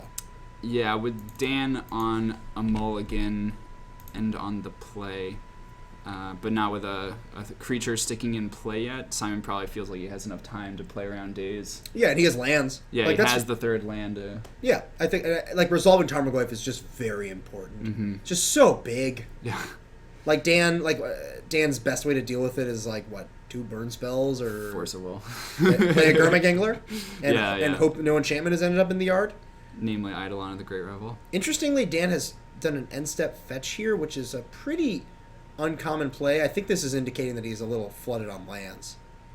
Yeah, I would just be so. I mean, he has another fetch, but like, if you draw a Brainstorm, it would just feel really bad. Yep. Simon fetching here. Looks like pausing to check for Stifle. Yes, the old Stifle check. Ooh, Submerge in response to the fetch. Boop. There goes Kurdabe. Get out of here, Kurdabe. Did he not? Did he attack first? He did attack first, right? He did not. Yep. I wonder if that. Yeah, I wonder if that was actually just a straight up mistake on Simon's part. I don't know. I guess you should probably like what is be playing pre-combat. Right. What does it do for you? Yeah, if you're just gonna play Goyf, then yeah, I think you definitely should have attacked first. Passes with. I think this Goyf is 3/4. Instant land creature. Yeah.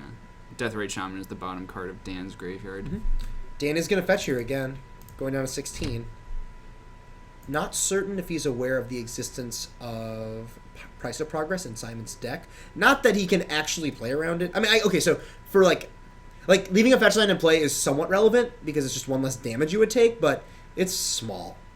Yeah, and drawing Brainstorm again would be nice to be able to have lands to put back, or at least be able to shuffle. I wonder if Dan's reasoning for doing this is that he has Gurmag Angler in his hand. Sure, but I mean, you could always just fetch later, right? Yeah. There's a Wasteland. Wasteland, go after the white source. Yep. Makes sense. Takes out Plateau and just passes it back. I don't think he has Angler. I think he has another He does have Angler. So, I imagine Simon floated white there because he has Path. We can see Dan move to the second main phase. He gets to delve away a creature here, which is pretty great. Yeah, which shrinks Goyf. Yeah, delving away the instant is not actually relevant since Simon has instant in his yard. Yeah. And land. But yeah, Goyf shrinking by getting rid of the Deathrite and Gurmag Angler coming down. Mm-hmm. See if Simon has the land. He does. Yeah, I think he just drew it. Wooded Foothills coming down. Oh man, this is the guess what I have in my hand? This is oh god. Yikes. Submergent Response. All right. This is basically ideal if you're Dan. That Submerge was pretty gross. That did work well.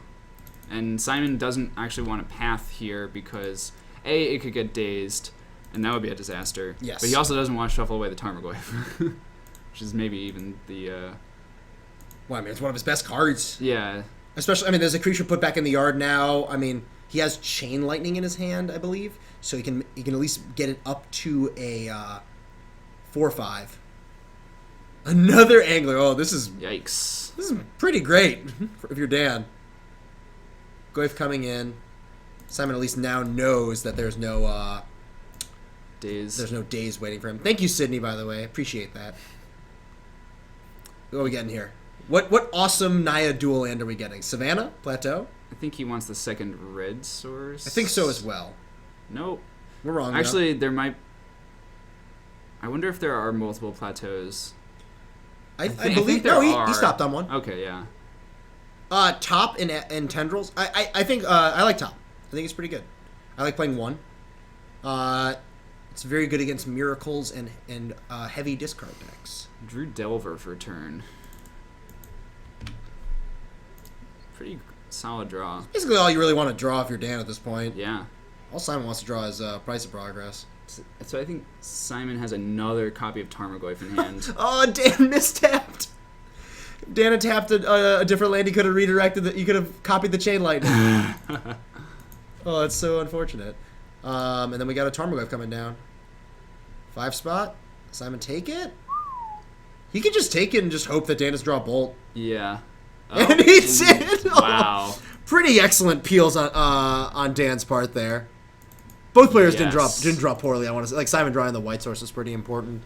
But those were pretty savage top decks back and forth. oh yeah, but yeah, Dan taking that one down. We get to see a game 3 submerge as impressive as we'd expect. I think. Yeah, in this can matchup. we pull up Submerge actually? Yes. That card was insane in that game.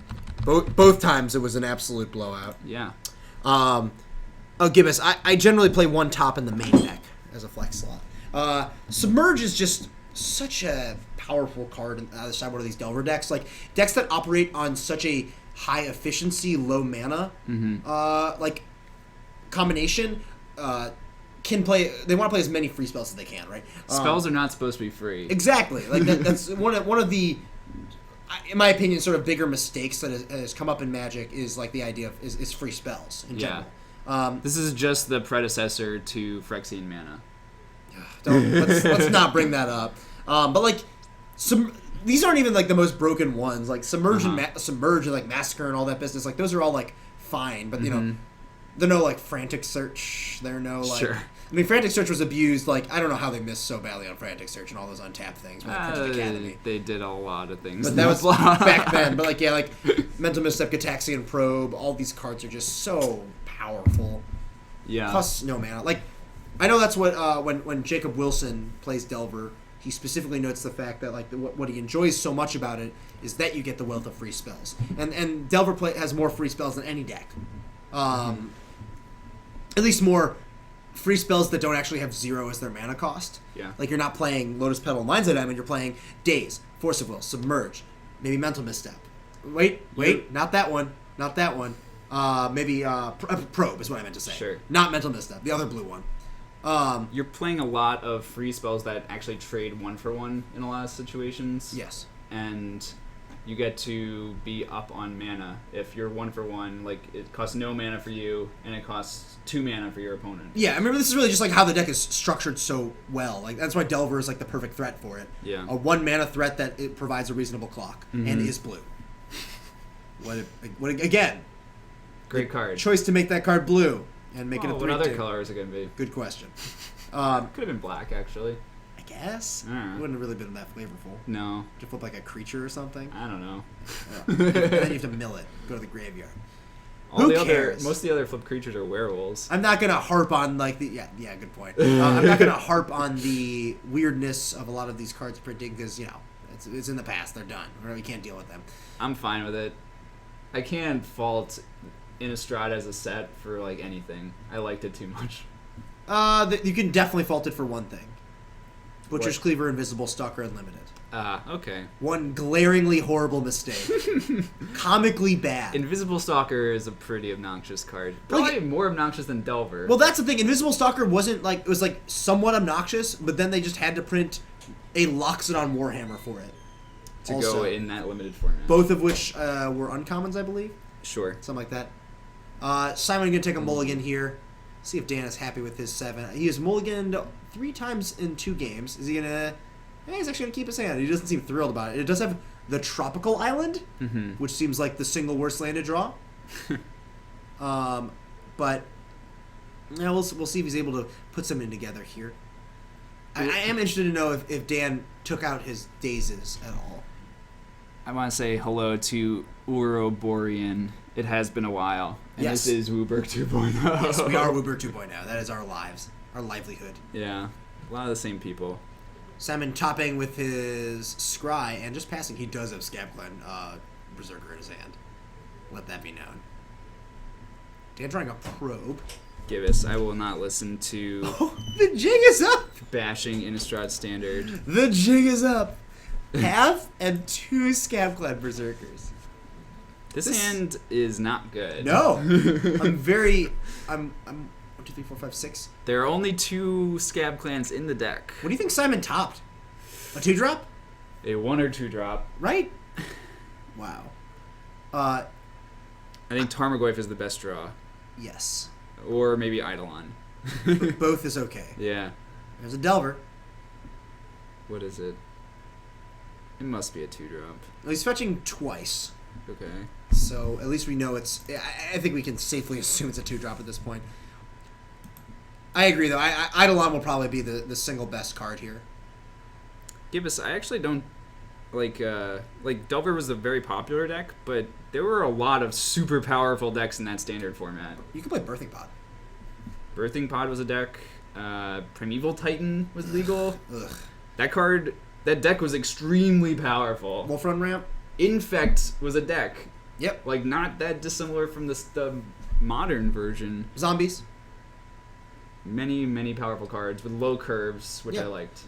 Delver was amazing. Don't get me wrong, but Yeah. you can beat it. It's really hard because it could still beat. No matter what, they could still beat you. There were statistics, like the win percentage of the deck was actually not that insane. Yeah, because it was just very popular. It was like a 50% win rate deck, but it rewarded good play. Yes. All right. Dan finding a wasteland here. Is he going to fire this one off? There are 3 rounds tonight, by the way. I believe.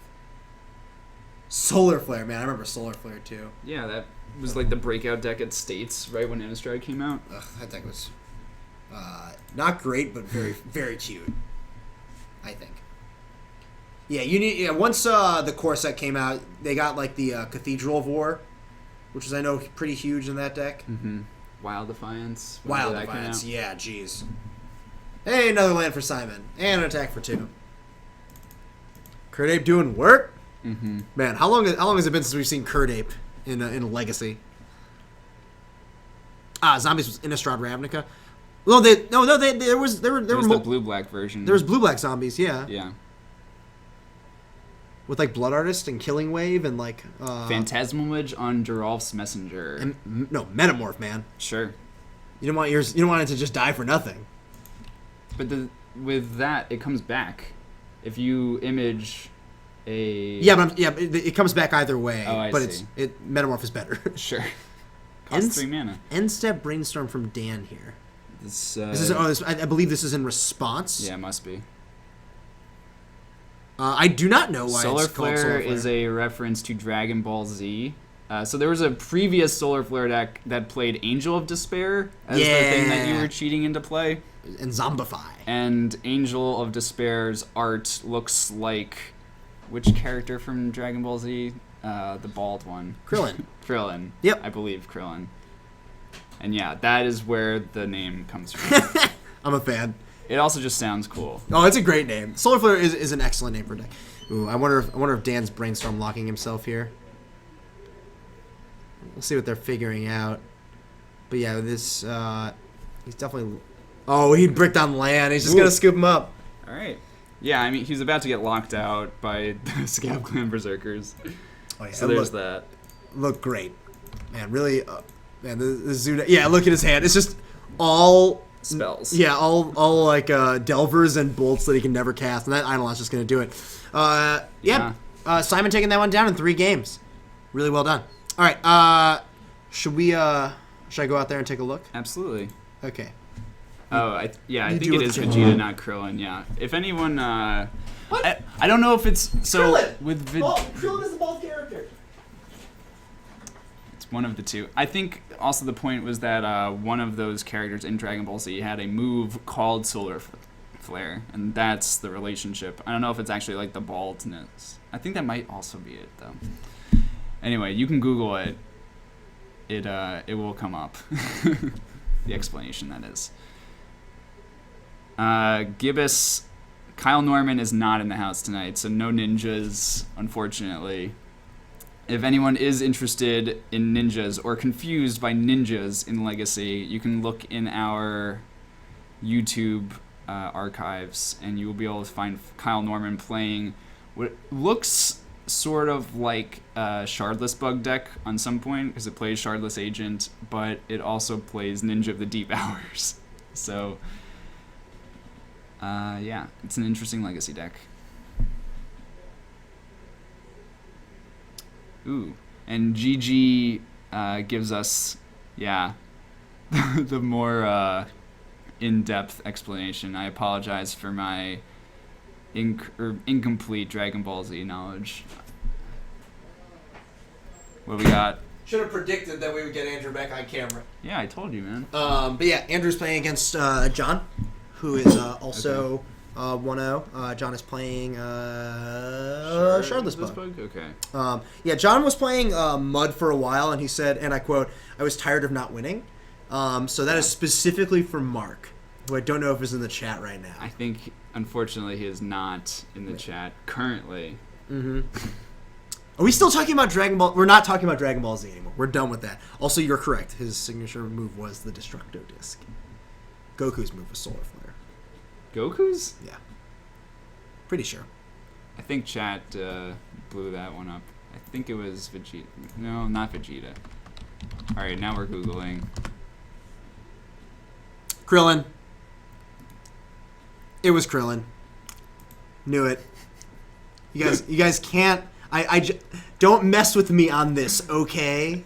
That's what you're contributing. I know. I just know. I spent way too much of my childhood doing this. It was a very good show. No, it was not. It was a horrifically bad show. So I stayed at college one summer, like during the summer, so we all had like crappy work study jobs. Only one summer? Yeah, just between junior and senior year. Oh, I did it 3 times. Wow. Well, my roommates and I didn't have much to do at night, or ever, because, there weren't many of us around. It was just like a few of us staying in our house. Uh-huh. And we filled a good week, maybe, of our free time with just binge watching seasons of Dragon Ball Z.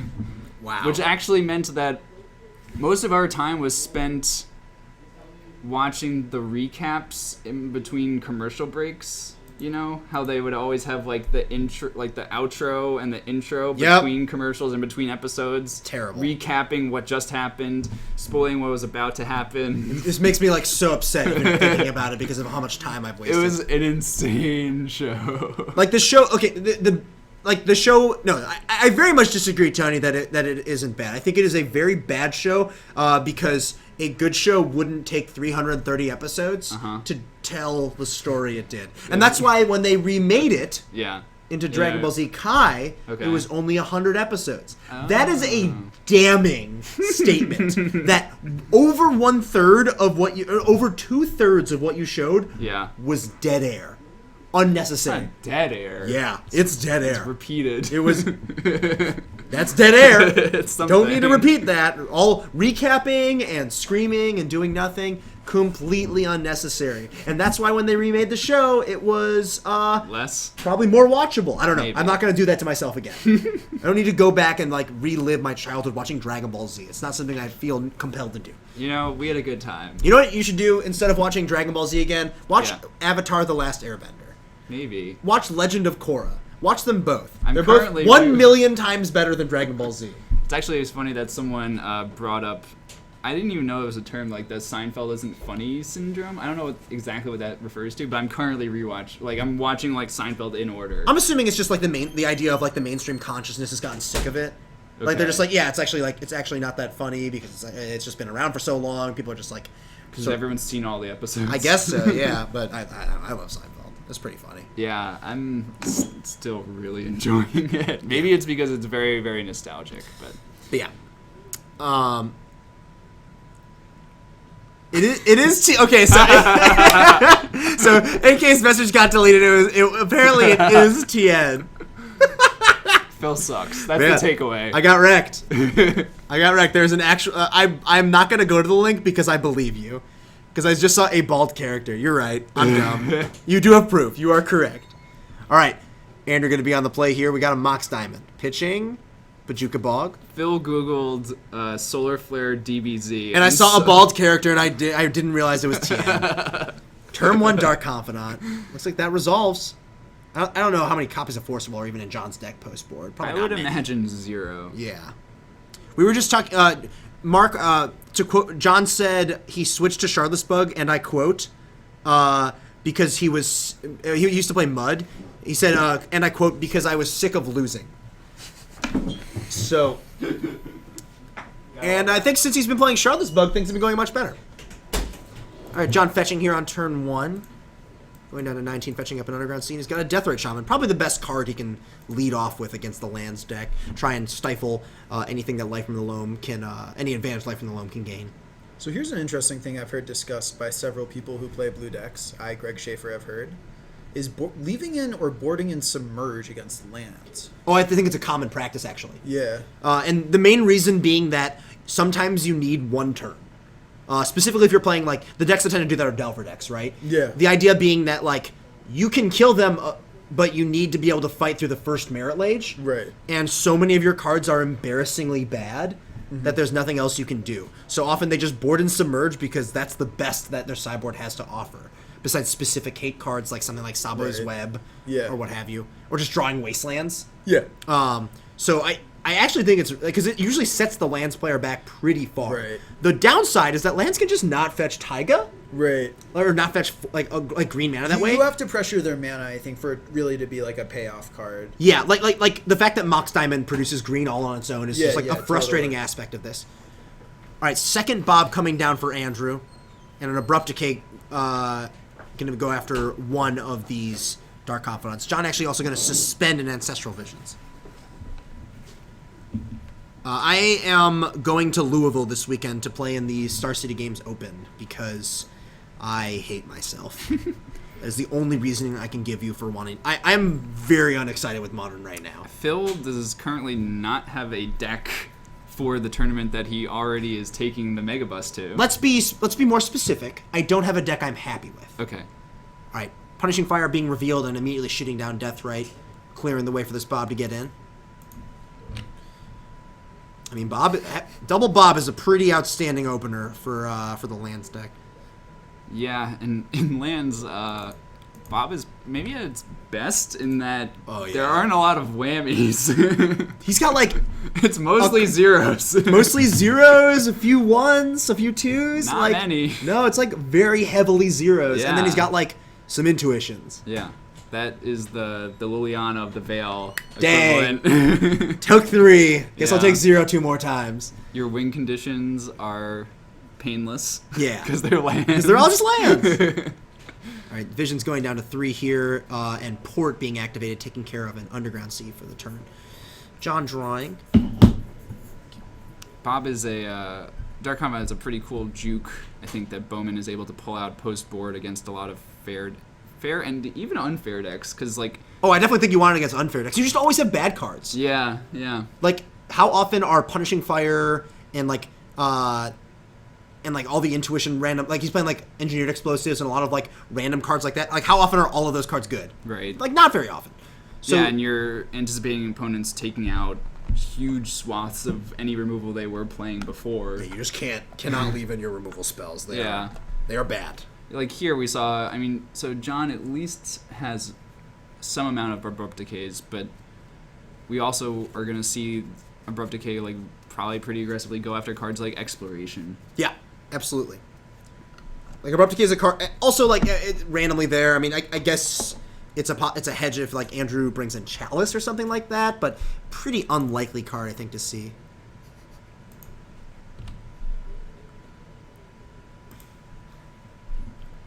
All right, we'll see. Ooh, there's a Nile Spellbomb. That's a nice one. I kind of think you just fire this off right now and like don't wait for the card. I mean, like, just to nab the Punishing Fire so your Deathrite lives? I guess you don't need to. Like, actually, no, you don't need. I don't think you need to. Because there's no Grove yet? Yeah, and like even if he draws Grove, like you still have the chance to do it before it comes into play. Ooh, Andrew almost missing that, Bob. Yeah. Finds Thespian Stage. There's Grove. I know that Andrew finds a lot of these altars on eBay. So I love the Tropical Island one. I'm usually not a fan of altars, but I like that. now we see kind of a funny staring match, I imagine, because Bowman doesn't want to trigger his Punishing Fire yet, because that can just get eaten in response. Yeah, with the trigger on the stack with the Nile Spellbomb. He could just do it to make John use the Spellbomb, though. Like, Yeah, because we see he has Loam in hand. yes. Like, yeah, and like, but John, like, if John gets to untap, he has 2 effects in play, so he can like always get this Punishing Fire. Like, you Right. go activate Spellbomb, Andrew could respond by gaining life, and then he could just activate the Deathrite in response.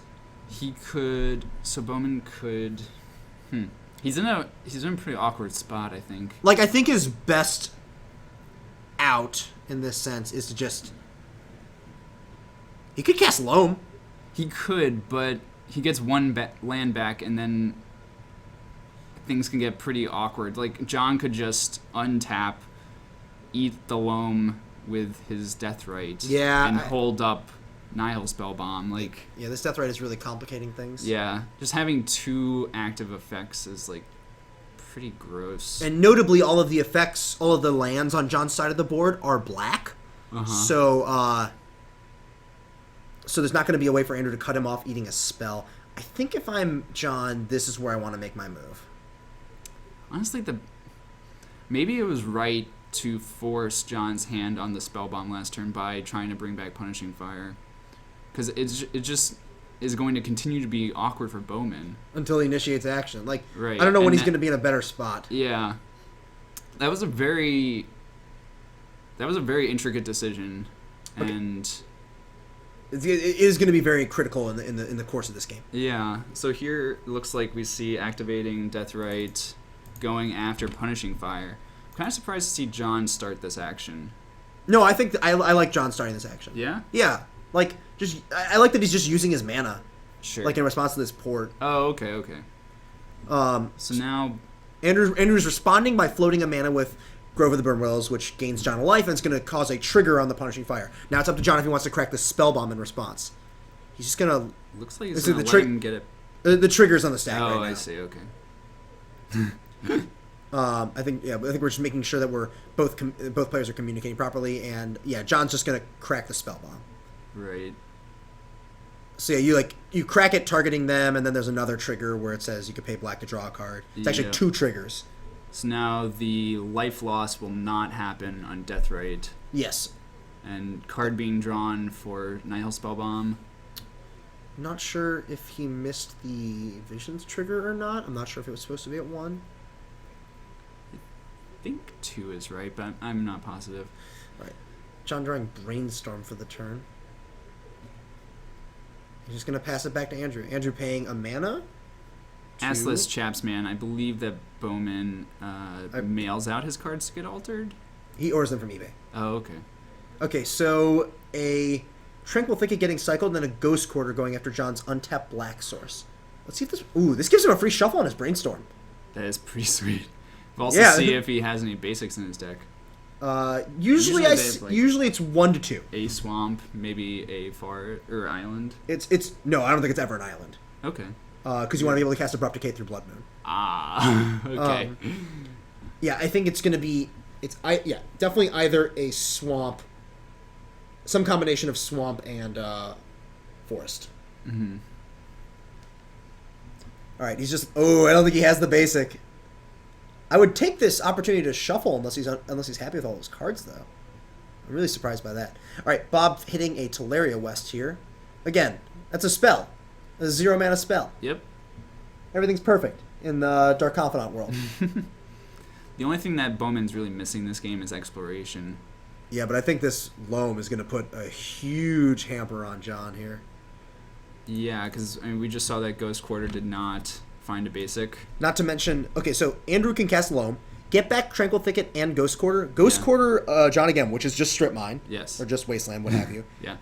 And then he has Tranquil Thicket, which is protection against Deathrite Shaman.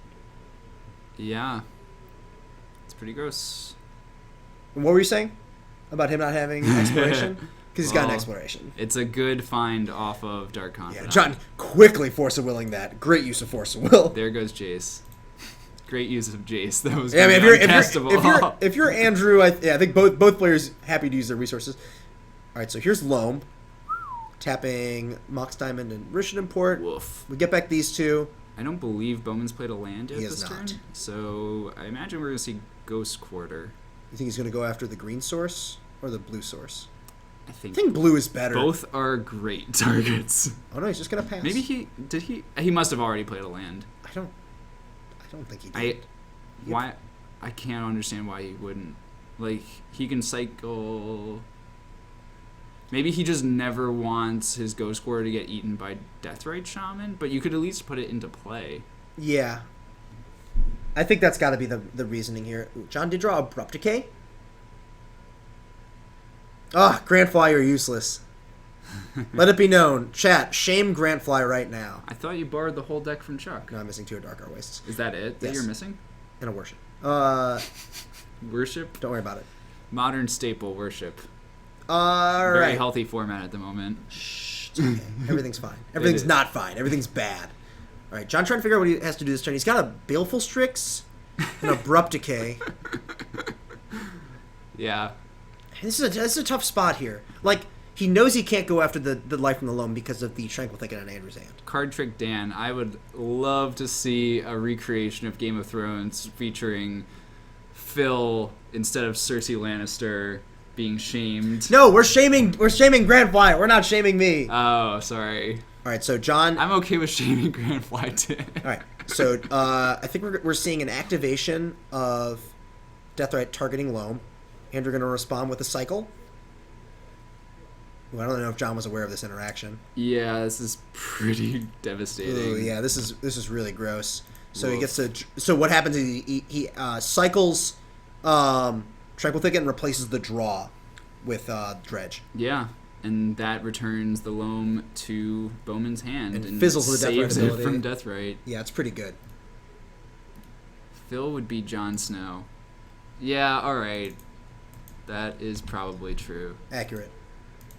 I would be. It's because I know nothing. No one. Yes. Man, Andrew just has like 1,000 cards in hand. I think Andrew can assemble the kill. Well, he needs a. Okay. I think Andrew's going to be able to assemble a kill here with Merit Lage. Oh yeah, we can get Submerge off the screen. Why don't we pull up Dark Confidant? Because I think that's been the all-star of this game. Nope. No? Okay. Has Dark Confidant not been the most important card? It's easily been the most important card, but I just wanted to do this to be contrarian. Fair enough. I think this Dark Confidant is altered to have Jace instead of Bob. Yeah. That looks like a Jason. Ugh, get out of here. Yeah, wrong art. Normal one right there. I like AK Cracker. Thank you. Giving you tons of shit. Yeah, I deserve it. All right, we'll see. So with the crop rotation in Andrew's hand, he's going to be able to go and get the Dark Depths, which will get him which will put the combo in play. Yeah. I think he's just deciding if he wants to play run anything here and do it now. I kind of like just doing it now. Seems Personally. like there's not a ton of downside, but this also seems fine. I guess. I don't know. He could just like draw Wasteland. Yeah. Like the Charlotte's Bugs play like 2 to 3 Wasteland or whatever, but I don't know. I just wouldn't want to give him the opportunity. Last counter coming off of Ancestral Visions here. So Ancestral Visions targeting John. Andrew's going to respond by porting him. Okay. He still has Still- enough mana to still crop can rotation float the and mana. Thespian Stage. Yeah. Yeah, with crop rotation. Yeah, he does still have enough. Mm-hmm. Just enough. Yeah. Wow, that's great. That's great to hear that you found your Volshock Sorcerers. I will not be pulling up Volshock Sorcerer for anyone here. Card was very good and limited. Great. Fantastic. Visions resolves. John draws 3 and then draws another one for his turn. He did draw Wasteland. Also a Thoughtseize. Whatever John does, the first thing he should do is play Wasteland. To break up the combo? Just leave it. You have to leave it in play. Well, sure. To represent the ability to break up the combo. Well, yeah, just because John will. Yeah, otherwise Andrew He's could just gonna respond. die, yeah. All right, let's see if. Greg would beat Joffrey. No! His little brother. Oh wow! Tommen. Wow, so way lamer. Tommen? Yeah. Well, you have no clout. If you took Tommen and took away all the power that he eventually gets, spoiler alert. What about the cat? We still have the cat. What is the cat called? Sir Pounce. Sir Sir Pounce. All right. This is a very tough situation for John to navigate through right here. Back to our game that is currently happening. Deathheart Shaman being activated, targeting a land. Which land? Teleria West. Baleful Strix coming out. Hey, it's a blocker. We can block. We got one turn of blocking. Sounds great. And then you can bounce it with Jace, if you could ever cast it. Hey, this is all kind of pipe dreamy. All right, let's see. John's certainly going to play the Wasteland this turn. Yeah, so the one thing John shouldn't do is activate Wasteland right now. Everything else is okay. Yeah. Do you think Andrew just does it anyways? Just to make him do it? Possible. I mean... I guess he has Port out. I think, yeah, never mind. With Port, I think it's okay. That also that's does a good it. one.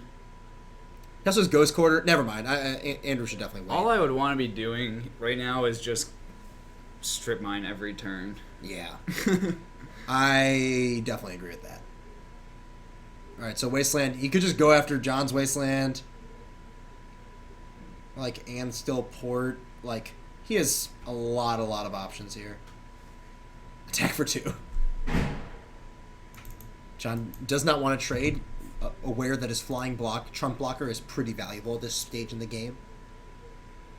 But yeah, Andrew has a number of ways to be able to force through the combo this turn. Both the Port and the Wasteland represent ways to disrupt John's Wasteland. All right, John untaps here. He draws. We find another land. He could play Jace this turn. TX Rager, I think the issue with the situation for Bowman here is that he doesn't actually have the Dark Depths in hand. He has to play a spell to get it. I don't think that's a problem. In terms of the Wasteland being able to break up the combo? No, the Wasteland, because Basically, Andrew just initiates the action. Okay, so you are going to initiate with Port on Wasteland. Or Wasteland on Wasteland, either one.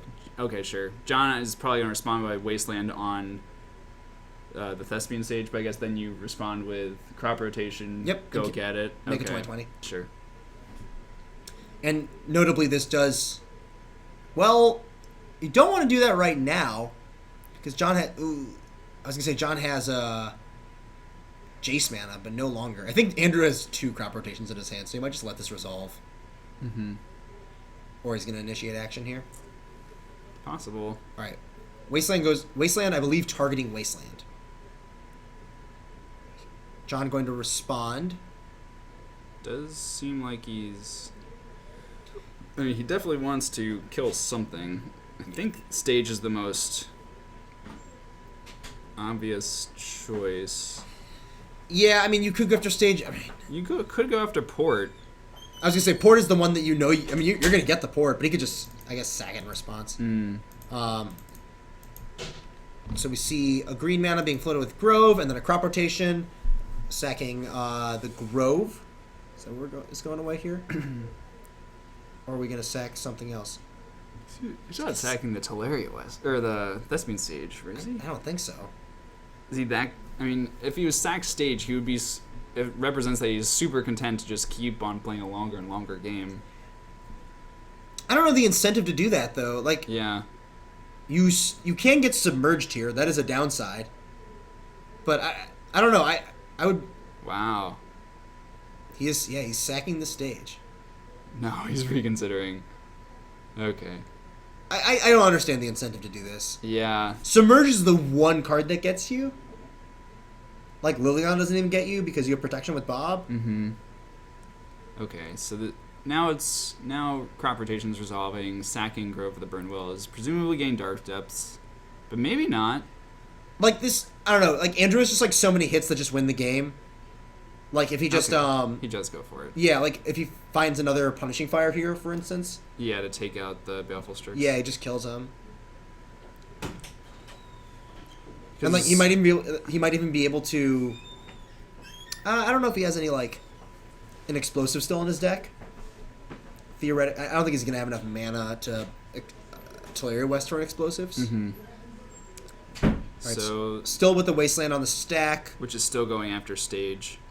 I think we're going to see Andrew activate stage targeting depths here. Where are we? Okay. we still have this. Wasteland on the stack. Wasteland is still on the stack. Well, yeah, Thoughtseize is going to resolve before... when was Thoughtseize? Another... That's first. Thoughtseize was first on the stack. Another okay. Crop Rotation. Jeez. Ooh, this could... I think this is what I would use to get rid of the... Oh, is he just going to get another Thespian stage here? Okay, Yeah. so basically just using the second Crop Rotation as a counter. Yeah. And we see Andrew's hand only one spell, which is the Life from the Loam. John is turn 0. FYI. Oh, wow. Okay. These players in turns right here. I think Andrew's favored. The one with the 20 is going to get a 20/20. Yeah, I mean, John might be able to stall it out long enough, though. That would be pretty tough. I'm not convinced. I think the key is whether or not John is able to play Jace. I think Andrew is just like doing everything in his power to not make a 20/20 on John's main phase. Maybe he's playing around Toxic Deluge, but John's at 10. Yeah. Toxic Deluge, what am I talking about? Toxic Deluge is not good. Oh, yeah, 2020. Or Liliana. He's got the He has Dark the Alpha. Bob, yeah. I'm not sure what Andrew's playing around in this instance. Has there already been a land from John this turn? You could go like land Yeah, Jace. he played the the Polluted Delta. Yeah. Fetching here. I think we're gonna see Shardless Agent. No. He activated the Deathrite to eat the Loam. With the, and with now the he's Bayou. fetching after. Okay. Yeah, it could be another. He could suspend that other Visions in his hand, but I don't think the game is coming to that. I would just hold that in case I draw Force of Will Yeah. and need to do that on like a future Loam. I do like John just eating that Loam right away though. Mm-hmm. So like if he gets a chance to get to 4 mana and deal with this, he's another Deathrite. That's actually huge. So, making a 20/20 kills 2 of Andrew's lands. He has Port and Ghost Quarter. So if John draws a land, he should be able to. He'll be able to cast Jace. All right. Thespian Stage going to be activated, targeting Dark Depths. Legend rule happens. So Andrew decides to keep the copied Dark Depths. There's a Tranquil Thicket coming out from the Bob. And then he gets to sacrifice the copied one for a 20/20. So Bowman has another rich and important hand. It's the same as Ghost Quarter here. Since he only has... if he already had it, then he would have been able... Oh, no, he can't play both. Never mind. John is still going to need another land now to play Jace. No matter what, yeah. All right, Ghost Quarter going after Underground Sea. John has no basics to search for. I think we'll see Andrew bash in with this 20/20 Indestructible Merit Lage. Seems like the thing to do. John going to throw his robot bird under the bus. Ooh, attacking with Dark Confidant too. I like it. He knows he's not going to block. Yeah, he can't because he needs the mana for Jace. Yep. Take 2, go to 7. Merit Lage does not trample. And now it's just does John draw a land? If John draws a land, he might be favored to win the game. I agree. That's pretty insane. Yeah, Bowman was sort of pushed into a position to be maybe more aggressive than he wanted to be. Yeah. Deathrite is just so good against this deck. Yeah, it's amazing. Port. John's upkeep. Do we find the land? Hasn't drawn yet. I think we're still in the upkeep. No, I know. I didn't see it. I didn't see it. That's Yes, a he land. did. Wow. Oh, my goodness. Yep. Deathrite exiling 2 of Andrew's lands. I think Bowman knows what is coming next. Yep. 2 lands go away, and here's Jace. Bounce your Merit Lage. Wow. Got out of it. Jeez. I think we're going to see a draw. I think so, too. I don't think either player's terribly incentivized to concede. If anyone, I think it's Bowman concedes at this point. So there's Academy Ruins from Andrew. And if he finds... I was going to say, if he found a stage, he was going to be able to reassemble the combo this turn.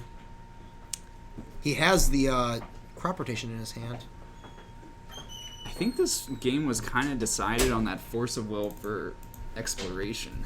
Yeah, that almost. was super, super critical. Yeah. He has another Bob in his hand, a bunch of lands, shockingly. Academy Ruins, which doesn't really... I don't think has anything to get back at this point. Explosives. Oh, yeah, there's He explosives. can blow up both death rates. That is a thing, and that will not be disruptible by the Death Rites, since it's an artifact in the yard. Indeed. There's another Bob. That one with brainstorm art? Yeah, it's the Brainstorm, yeah. Yeah. I don't remember if he has, like, all of them altered, or if there's just, like, one that's missing. That'd be pretty funny if there was just one. Well, I think... we've seen 3, right? Yes, we've seen these in the Force of Will one. Yeah. I always find it funny that, like he's playing them in lands. Yeah. Like, all these, like, That's blue the card way of alters. playing blue cards. Yeah, it's pretty cute. What would the last one be? Ponder? Yeah. Ponder's pretty great. It is great. Ponder is so Which much better. Ponder art do you like? Moons, always. Yeah, me too. I really dislike the original Ponder art. It's very... Not a fan of the fish. Yes. Specifically, yes. The fish. Specifically, Curse Catcher. Oh, I'm a fish. All right, let's see what John's got to put together here. I mean, I think he's got to be aware that this explosives is going to happen. All right, 1 land getting exiled with Deathrite. Yeah, it doesn't seem like this game is going to be able to come to its natural conclusion based on the fact that I think we are in turn 4 currently. Yeah. All right, so Abrupt Decay going after one of these Bobs. Let's see if Jace bounces the other. I can see that happening. Yep, it does. Let's see Shardless Agent come down, perhaps? I kind of like casting Shardless Agent first, because you could hit Abrupt Decay here. Mm-hmm. Needle. Wow. Man, John is, like, taking control of this game. Like, in a completely reasonable fashion. Absolutely. Jace is super good against lands. I wonder what John named. Like, if... He could just name Engineered Explosives. I wouldn't be surprised if he named... What, Thespian Stage? Yeah, that's like the one you usually name just to like not die. Mm-hmm. But from this spot, I'd probably name explosives. yeah, maybe.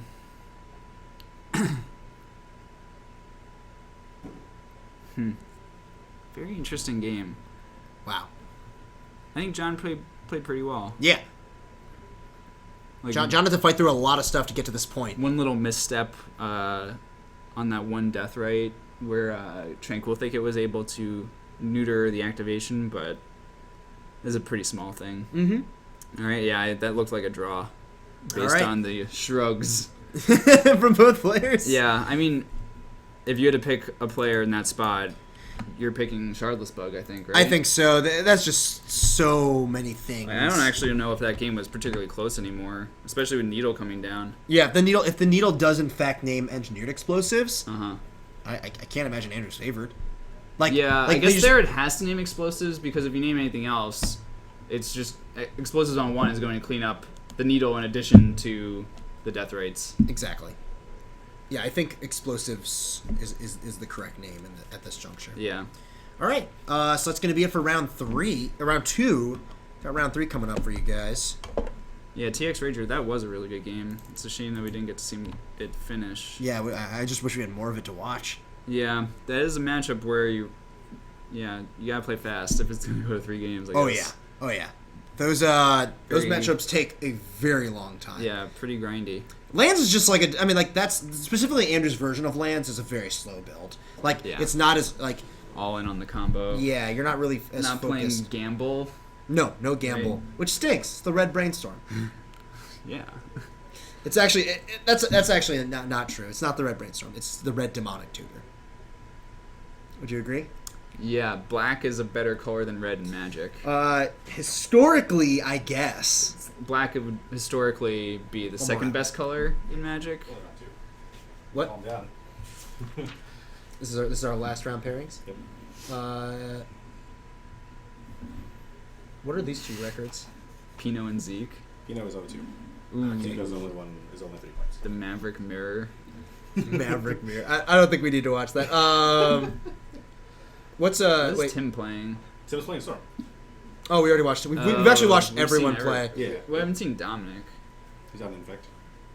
We have seen Andrew Infect twice though. versus Lands. I feel like Infect is heavily favored. I kind of would like to see Infect, but I don't know. Do you want like What other match are we watching? it's the Maverick Mirror, in the Grixis 0-2 Delver- bracket? Grixis Delver versus Storm, which I think is I don't Yeah, know, that's a good one. maybe the most interesting matchup we have.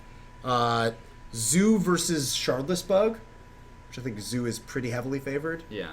And Lands. Control Lands versus Infect. Oh boy. I vote for Storm personally. You would. Do you think? Would you rather? I don't really want to watch Lands again. That is fine. Is why. We could do that. All right. Let's get Dan and Tim. Grixis, Delver, and Ad Nauseam. Yeah. Maybe Dan will draw the right mana this game.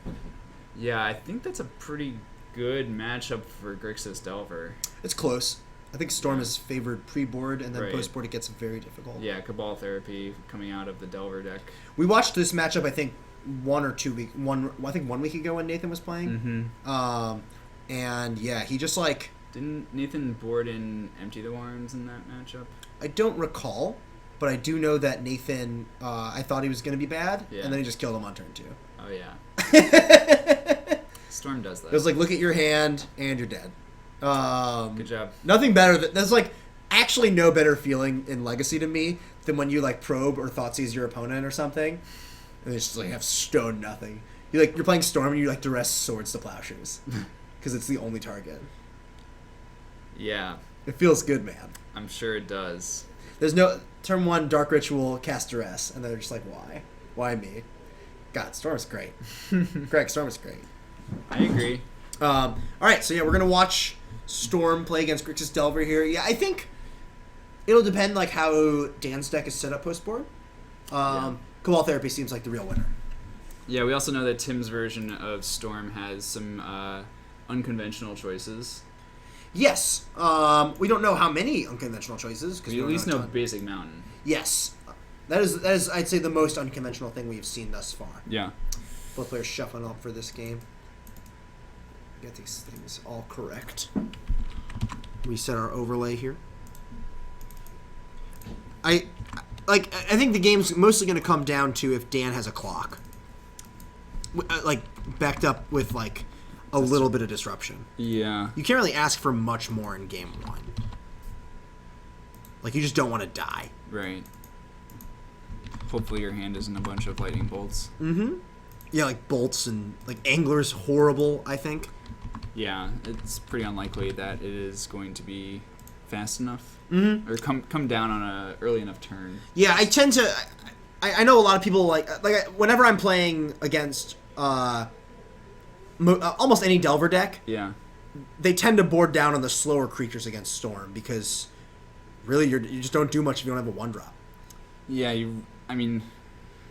so post board, Like cutting, like for instance, the Grixis Delver deck plays like 14 creatures, I think. right? Like 4 It's Delver, like- 4 Deathrite, 4 Pyromancer, and like 2 Angler. Yeah. And I would like immediately cut the Anglers without thinking. Yeah. Pyromancer is better because it's a pretty quick clock, probably about the same as Angler would be, but it also is just so good with Cabal Therapy. Yeah, I think if you're boarding in Therapy, you just like need Pyromancer. And Yeah. like Therapy's already good. That's the thing. Like it's already like a fine card to have in. Right. But like with Pyromancer, it's just absurd. Right. And Pyromancer is also like because the problem with Angler is that it doesn't reliably cost 2. Like Goyf is at least somewhat excusable in that regard because it will always cost 2. Mm-hmm. But like Angler is never coming down on turn 2, Yeah. and you can't afford to have a threat that slow in this matchup. Makes sense. Yeah, I've seen basic Mountain and Miracles. I haven't man. We just like don't have many Miracles players around here. Is what it comes down to. No. Which I'm fine with. Nick Hess, the former Miracles player locally, has stepped away from Magic. Although he recently got really into Hearthstone. Really? So there is that. It's free Alright. Magic. Sort of. That's a really unfair comparison. Like, incredibly dishonest. It's like better Moto. Yes, it is like better Moto. Exactly like that. All right, so both players are going to take a look at their opening 7s here. I have to imagine also that, like, really, if just Dan just doesn't have a 1-drop creature, he's going to be in a rough spot.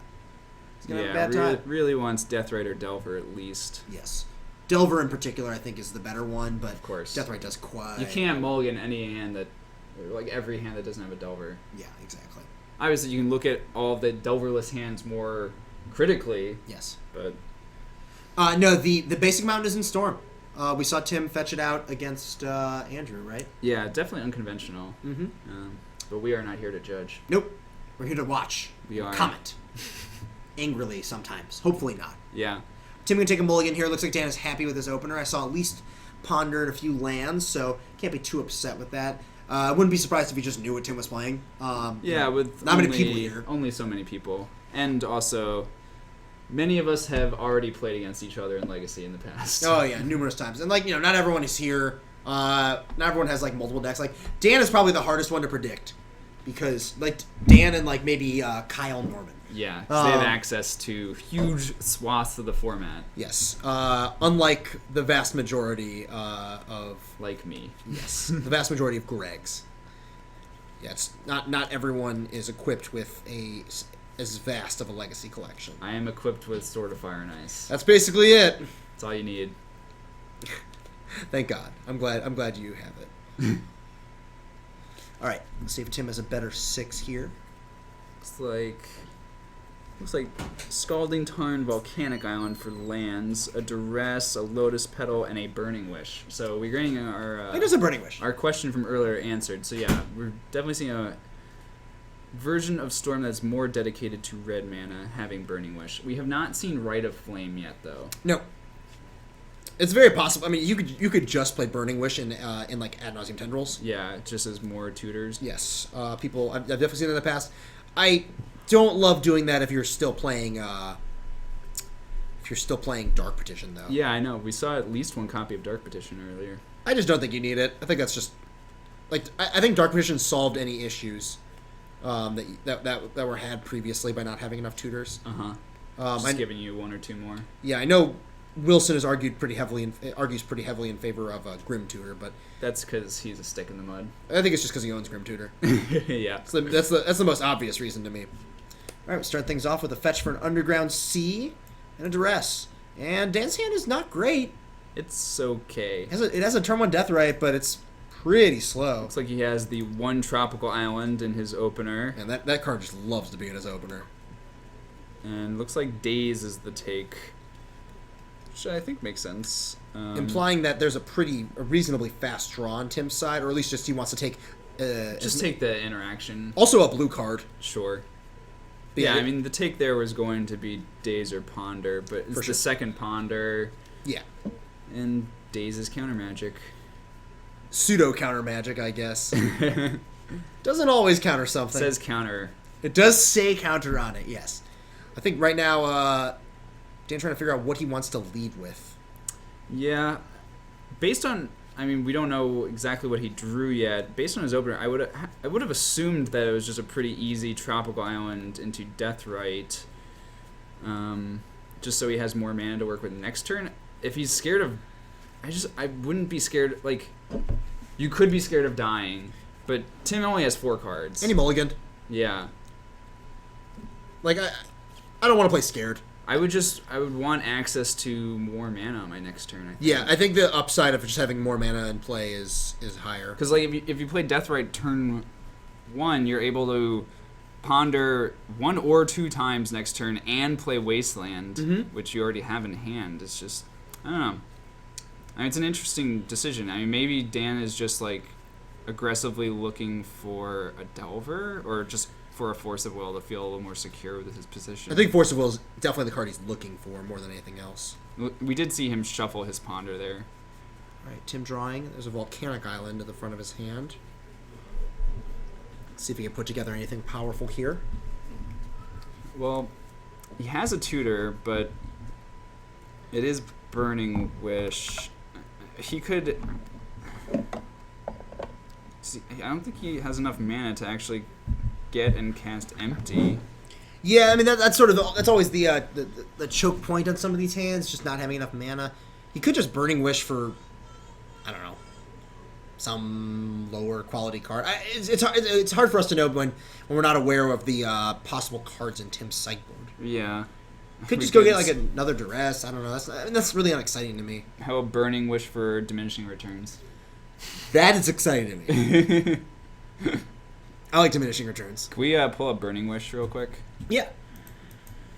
You don't want to look at Dark Depths anymore? There we go. There we go. Good old Burning Wish. Great art. All right, so Burning Wish resolving here for Tim. He's going to take a peek at his sideboard. The way these used to work was way worse. All right, goes for Empty now. So he's preparing for a future turn. You know, Burning Wish on turn 2 is not good against? What? Cabal Therapy. I agree. Luckily for him, Dan does not have them in his main deck. Not main deck. Unless he just draws one right now. We're idiots.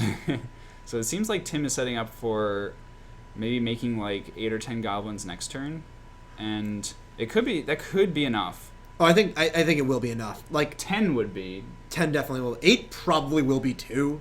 I mean, Deathrite does a good job of whittling them down and gaining, well, not gaining life, actually. Yeah, there's like not going to be any creatures in the yard. 7 Yeah. plus 6 plus 5, that's already a ton. Wasteland going after black mana in Underground Sea. I like that play by Dan. And then a Deathrite. Yeah. All right, and then to pass back to Tim. See if Tim can draw another source of black mana. Ooh, he drew a Duress. I think he has a Pluto Delta in the middle of his hand, though. Yes. Could Duress again this turn. I think that's what we're going to see. Yeah, that makes sense. Which will be pretty important because Dan just drew a Force of Will for the turn. We'll see if he goes after basic Swamp here. That would be pretty tempting to me. Seems like a good chance of that. But Underground's... Actually, I could be wrong. Underground seems like completely fine here. Because, like, if Dan has a Wasteland, he has to choose, and both of them are critical for you. And you want to have blue mana no matter what, I think, next turn, just in case you draw a cantrip. Yeah. Maybe Tim's just not worried about drawing cantrips at this point. I think so he can Duress with the Swamp, make sure the coast is clear, then play Petal. Doesn't have enough. He doesn't have enough red. mana then, right? No. He can't Duress too. He can lead with Cabal Therapy, or Cabal Ritual. Yeah, but then he only has 3. You won't have enough mana. Yeah.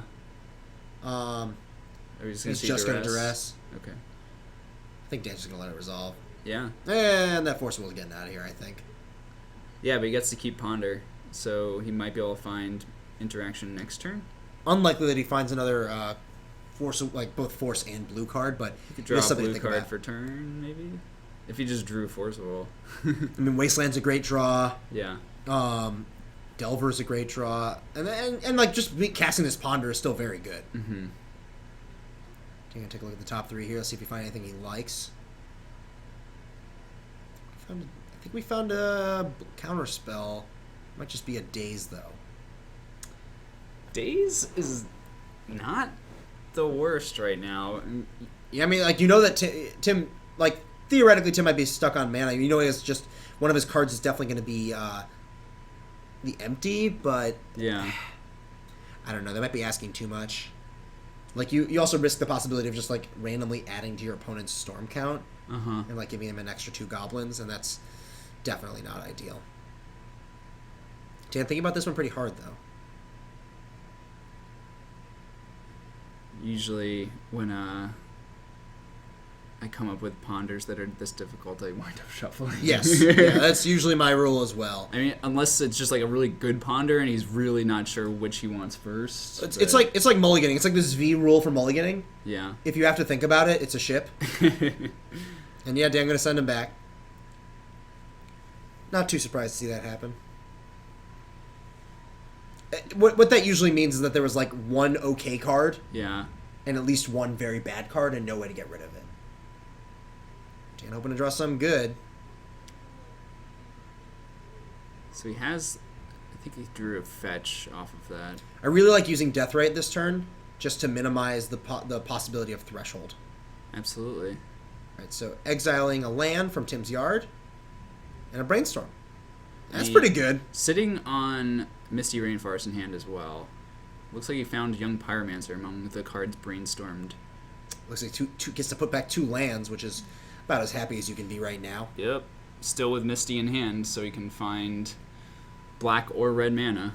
I think he's getting put in this awkward spot though, where he once again has to choose like how to fix his mana. This trop is just so bad. It's not good. I mean, Deathrite is doing tons of work. Deathrite's great. Card's really good. The card is absurd. All right, Dan playing All right. and fetching with Misty Rainforest. I just question, unless Dan is playing green spells, which I don't know, Yeah. the inclusion of Tropical Island in the Grixis deck. Typically, They don't play it. no, typically they do.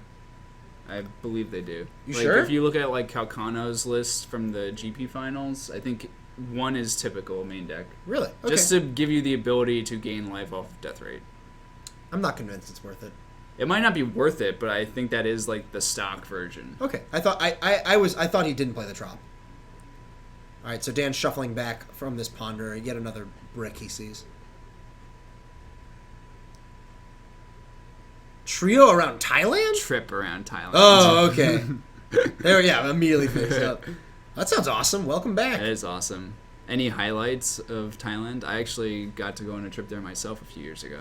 It's a pretty awesome country. A trip there? Didn't you live there? No, I lived in Taiwan. That's right. We went on vacation after Taiwan for a month in Thailand. Ew. It was sweet. Lotus Petal starting the action off for Tim. I think this is just 6 goblins.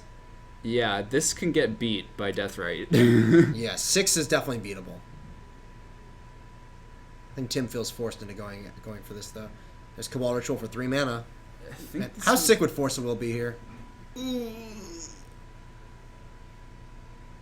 He doesn't pay? You could pay and What? still cast Empty, right? What just happened? Yeah, you pay with Volcanic Island. That's actually an extra storm. Yeah. What? What just happened? Yeah. I'm losing my mind here. All right. Dan just going to play a second Deathrite and pass the turn back, and now it's just Deathrite versus the world. It's a good card. Deathrite's favored versus the world in general. Deathrite's so good. All right, dark ritual happening here. Dan has another Daze. Captain QC's insight is Bangkok is crazy. Sounds about right. I'm not surprised. Yeah. Dark Ritual resolving. There's empty the warrens for 4 goblins. And just to pass back. I think that we're just going to go see these Death Rites go to work on Tim's yard. They are very good at blocking. And very good at racing. They are. 2 damage going to Tim. Alright, Dan drawing for the turn. Finds a Force of Will, so he's protected at least against some future shenanigans. And we see Young Pyromancer coming down. I think we're going to see just another pass from Dan. He's just going to hold Force of Will. Getting rid of the empty first, I like a lot. Just take away the potential for Past in Flames to do anything too crazy. Yeah.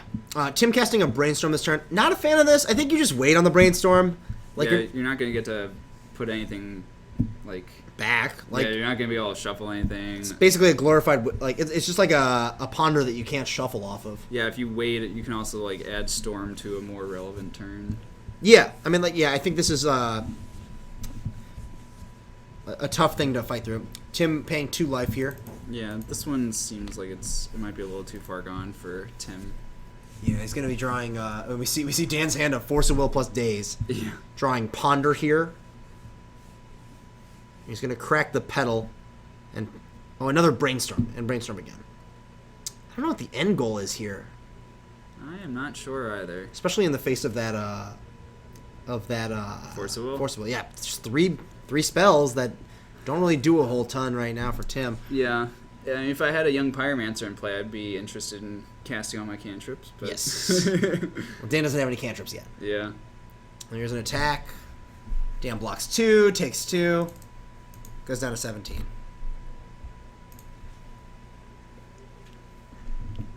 You see an end step activation of Deathrite Shaman, taking out 2 more, doing two more damage to Tim here. Loss of life, loss of life. Yes. Thank you for being correct. Good old Deathrite Shaman. This card's really unfair. It's very good. Are we not going to attack the Young Pyromancer? We're going to exile a land. Exile a land with Deathrite Shaman. Oh, is this Gurmag Angler? That's Looks pretty great here. It's fine. 4, 5, 6, unless it's Sultai Scavenger. No, I don't think it is. Yeah, there's Gurmag Angler. And now I think this game is firmly out of control for Tim. Yeah, I think it's, well, he has a couple of chump blockers, but past that, it's game over next turn. Tim's drawing Ponder. He's got to find, like, I would almost Force of Will this Ponder. He might. I'd be pretty tempted.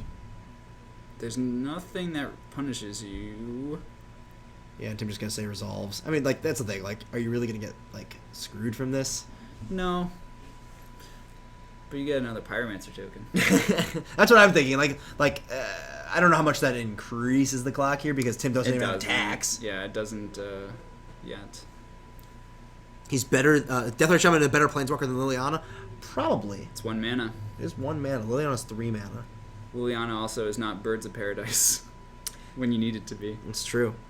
It's got better abilities. Birds of Paradise when you need it to be. It's Surgical Extraction when you need it to be. Just does everything. It's also Lightning Bolt when you need it to be. Fantastic. And Healing Salve. Look, I get it. It does everything. It has as many modes as Jite. actually more modes than Jace the Mind Sculptor. But as many modes as Jite. As attacking and blocking on top of all this. Alright, that happens. Alright. Therapy getting cast here. Dan is deciding if he wants to daze it or force it or whatever the heck he wants to do to get a token here. I mean, honestly, whatever he does, it's... I almost want to just say resolves. Deathrite Shaman is just the ultimate conservationist. He just Yeah. uses every part of the buffalo. Alright. Daze. Get a token. Tim, once again, electing not to pay here. Really not sure of the reasoning behind that. Because he could just take that Forcible if he wanted to. He could. It looks like a small misplay on Tim's part. He's just gonna sack the therapy. I mean, it does result in the same way, but I mean, it's tapping a land versus not. All right. Therapy getting flashed back. Lines of Diamond coming down, and then just pass from Tim here. Death Or Shaman getting activated, putting Tim down to 8. I think a Bolt here off the top, or any removal spell here is just going to be lethal. Indeed. 1, 2, 3. Otherwise, virtual 3 life this turn. It's chump block on the Angler. 2. Take 3, 4, 5, 6. There's a chump. Yeah. Go to take to 6. Go to 2. Or take 6. Go to take 4. Go to 4. Right. I'm here to help you commentate. You chop, I played against Bug. and you won. I did. Tim draws Ponder. By the way, as expected, Zoo went undefeated tonight. All right, Tim finding 3 cards, none of which do really anything here. One small thing, what Tim could have done there, if he found like a Dark Petition or something like that, Yeah. you should respond to the Ponder by cracking LED. Okay. Like you're it's So very you have mana for whatever you're gonna draw. yeah. Yeah. Otherwise, I think Tim sort of pigeonholed himself into a position where he was never going to cast a 5 So out that's there. that's like Hail Mary magic when you're like this Yeah. ponder has to hit. Yes. And he was dying next turn, so take any angle that Sure. could possibly win. This seems like, especially if Dan has like the therapies and stuff, like one of the nightmare matchups for Storm. Post board, it's very, very difficult to fight through this. So, like, in general, when you're sideboarding with Storm, you have to. The biggest thing is to decide what hate your opponent's going to bring in. Oh sure. And you have to choose, like, if it's going to be permanent based, spell based, or discard based. Sorry, counter based. Sure. And you have like various cards in your sideboard that help fight against any of these. The problem with Delver is it's both discard and spell, and they're both really good and really cheap. Yeah. Like their counter spells are all free, and their discard spells are close to free. And Wasteland. And Wasteland, so your mana's getting pressured as well.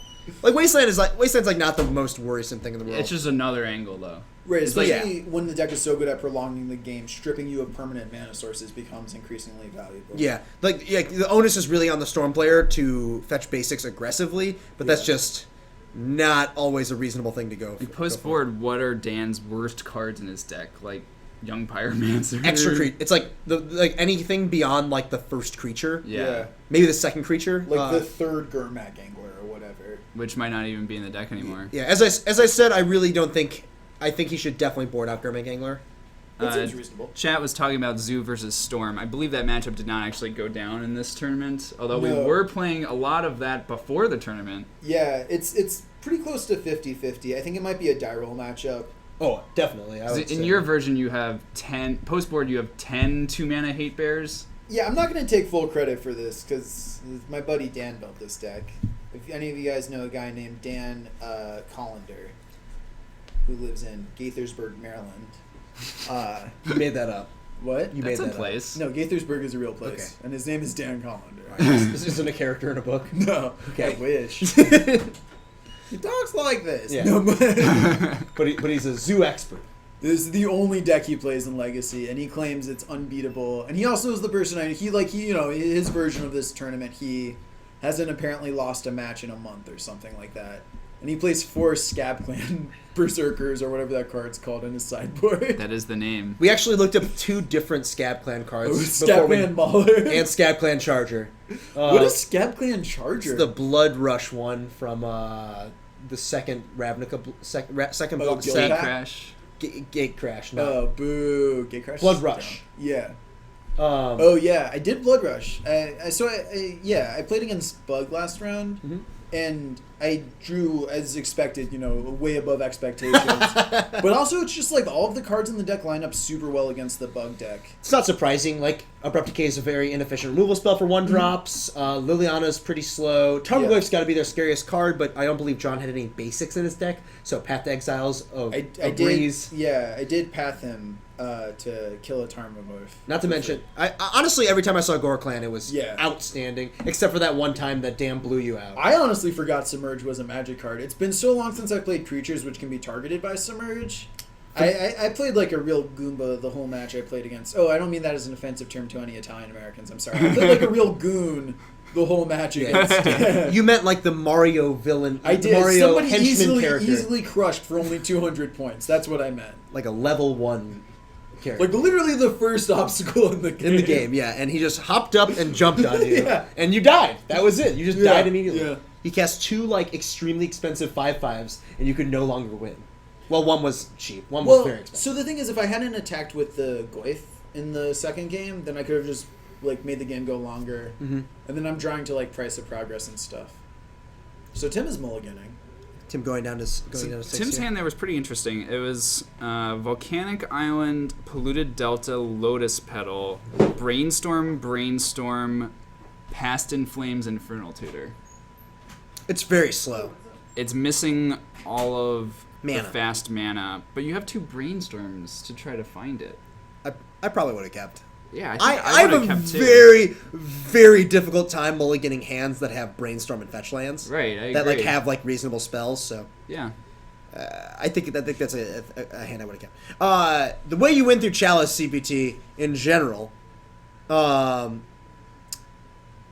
is abrupt decay. Like it's just you abrupt decay it. Yeah. You're playing Storm. Just kill it. It's dead. Or Hercule's Recall, or my favorite, Rebuild. Rebuild. Rebuild is a nice one. Trinisphere and Thalia. Yeah, Trinisphere is a nightmare. I've beaten maybe 1 or 2 Trinispheres in my life playing Storm. Definitely not 3 times. Usually just resolves and you die. Well, it would be perfect if I beat it 3 times. The old 3-sphere. Mm-hmm. Yeah, both players can take a look at their 6-card hands. Not sure what's in Dan's hand besides, I believe, his Force of Will. Looks like I see a Cabal Ritual, Dark Ritual, Duress, and LED. 2 lands. And 2 lands in Tim's hand. Pretty unexciting, honestly. With the Scry, it's a little tempting. I mean, like, I don't know if you could do better. Oh, Tim going to 5 here. All right, you want to hear some Storm Tech hot from Dan? Isochron Scepter. What? Yeah, this is a guy who only plays Zeus, so I don't think he really understands how the Storm deck works. But you do get I believe it does count as Storm because you cast a spell. Yeah, you gain 1 mana with a Dark Ritual. I guess the goal is to what, imprint Infernal Tutor? No, it has to be an instant. I think the goal is to get Brainstorm. Wow. I mean, like, yeah. It's probably terrible. I can go a step further. I'll say that's terrible just because you legitimately don't play enough instants. Yeah, I think that's fair. Your deck's like almost all sorceries. Although the Cabal Ritual on that would be kind of sick. Yeah, then you're actually just free mana. Then you can't flash it back with Past in Flames, though. Ooh, no. Maybe if it was processed off of the Isochron Scepter. Whoa. Wow. Now So speaking of that, do you think the Eldrazi deck is the real deal in Legacy? I haven't seen anybody play it yet. It just seems like a better version of what the Mud decks want to be. That's exactly how I feel it is. The issue was Mud tier 2 before? Oh, solidly tier 2. Or 3? Maybe. I No, legitimately it's a tier think in 2 this deck. format there are actually just 2 tiers. Sorry, Yes. there are 3 tiers. There's tier 1, which is like probably like Miracles, whatever bug deck is Storm. currently good. Storm, Elves, 4-color Delver, Death and or Taxes. Grixis Delver or Yeah, whatever. sure. I mean, that's a bug deck. Yeah. Whatever. Sure. Lands. It's not a bug deck at all. It's a bug deck that plays one red card. Okay. Lands. I don't think I think Lands is in the second tier. I disagree. I think Lance is in the first tier. Okay. I think like the vast majority of people aren't like. I think that deck's just really hard, Yeah. and like people like not everyone's Jarvis, I wish. right? Wouldn't life be amazing? Yeah. All right, both players keeping their 5. Oh yeah, Jarvis Yu, firm approver of Eidolon Zoo. Good. And I'm not just saying that because it rhymes. I'm saying that because he's given me a thumbs up before when I asked him about it. A thumbs up. That's approval right there. It's a pretty glowing recommendation. Absolutely. Yeah. Tim fetching on turn 1 here. Let's see what land he wants to get. Basics are pretty tempting, just given the propensity of mana denial showing up in these decks. I don't know if Dan plays Stifle. He definitely played when he played against me. Like, he had Stifle in his deck, which is like an impressive thing for a blue player to do for the first game or so of a match, just to be like, oh, hold on, okay. Yeah, I think Stifle is sort of rotates in and out of favor in the Grixis version of this deck. Yeah. Well, it's like, it's the Stifle versus, like, other one-mana interactive spells conundrum. Mm-hmm. I don't understand why people do this so much. What, the fetch first and then probe? Yeah, play your land and then probe. I mean, is there a reason? Are you trying to, like, thin a land from your deck here, or...? By the way, there is Stifle in his deck. It's right there. Ooh. So I think yes. And I don't think that's unreasonable in Storm, given that you play about 14 lands. Sure, and they're actually the worst cards to draw. Almost all the time. Yeah. All right, Ponder here. We see Duress, Dark Petition, and a land. Those are all pretty good. Yeah. I mean, Duress gets rid of that Stifle. Yeah, it might also just be good to snag. It looked like Dan only had one Ponder and one land, so taking care of the Ponder might make it harder for him to get a game plan. He had some interactive spells in Stifle, but Yeah. I feel like that's like the last card you need to solve, kind of. Yes. When you're playing Storm, Yeah. I'm guessing. Yeah, Depends on what Tim's next land is. for those wondering, the extra person in the booth right now is one Simon Camero, who we saw playing earlier a couple times. Yeah, I wish I had played better, chat. It's okay. We did not criticize you as much. All right, Tim's shuffling off of this Ponder here. Not pleased with the cards he's seeing. He has at least one more land in his hand, but I don't think he has a black source. So he's missing out. Like not drawing that Scalding Tarn is just a little rough. I'm not certain what's in the rest of his hand, though. Past in Flames, Tropical Island, and Brainstorm. Well, Brainstorm's a great draw, basically always. All right, Dan drawing for his turn. Finds his copy of Brainstorm of his own. Wonder if he's going to just hold up Stifle, or if he feels compelled to, yeah. I think you just ponder. You got to make this hand better.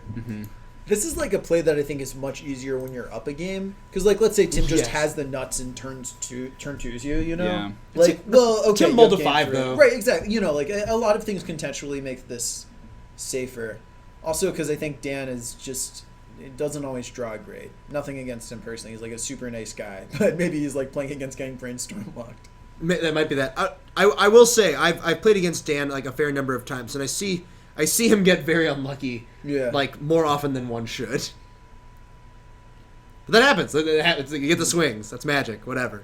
Anyways, shuffling. We're gonna find this. In either scenario, I think that pondering on turn 1 is better. Oh, never mind. This is way better. Yeah. Deathrite and pass. This solves the mana issue. Mm-hmm. Find another Brainstorm for Tim. One small thing, if Tim does decide to Brainstorm here, and he does, I don't like playing the land first. Oh, I disagree. I think playing around days here isn't bad. Oh, he knows he didn't have the days though, right? Yeah, I Because, think- he did whatever. I believe Deathrite was the card that he didn't see. Yeah. And he did find the fetch land there. Find Carpet of Flowers? I think No, that's Xanted Xanted Swarm. Yeah. That's pretty good. It's actually really good. Right. Xanted Swarm is a card I like less against Bolt decks just because they probably have it in. But it's still great. I'm not, you know. Yeah, that's often been the issue when I've played with Swarm.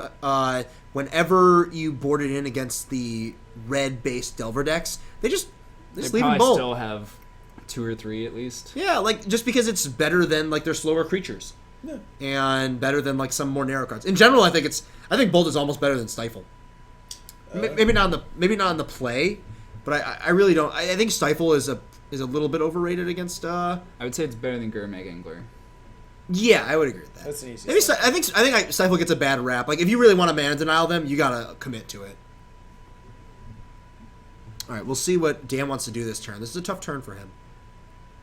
Looks like he's going to Brainstorm in his upkeep. No, he's already drawn. He's got to flip his death rate. Ponder. Yeah, he's got to flip that death right. See at least an underground sea here. As is usual for this mana base, you only find lands that produce the same color of the one you already have in play. We saw this earlier when Dan played Yeah. against Simon. This is just one of the many legacy decks that it's like so bad against everything it does. Like this is a deck that is bad against a lot of removal spells. This is a deck that's bad against like people messing with your mana, and it does all of those things very well. And it can still win. Yeah, the mirror must be miserable. Oh, yeah, I bet. Gurmag Angler's pretty big. Oh god. Yeah. All right, Dan is Also going the to kind of deck that would probably lose to a lot of standard decks. Yes. Is this a... I don't know. Young Pyromancer probably loses to what? Too much removal. Yeah. All right, second Deathrite coming down. Looks like no second land, though. I think he put the land... I guess he didn't draw the land off of the Ponder. Wanted to get the Deathrite in play instead. All right, there's Polluted Delta. See what this is going to go get here. Immediate crack. Tim has another Brainstorm,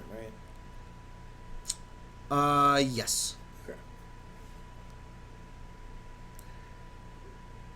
the downside here is he has to choose between Black red and black mana. and red mana, unless although there are many versions of Storm that play a The Badlands. Badlands can't be right. I mean, maybe it just seems like how many non-blue sources can you play?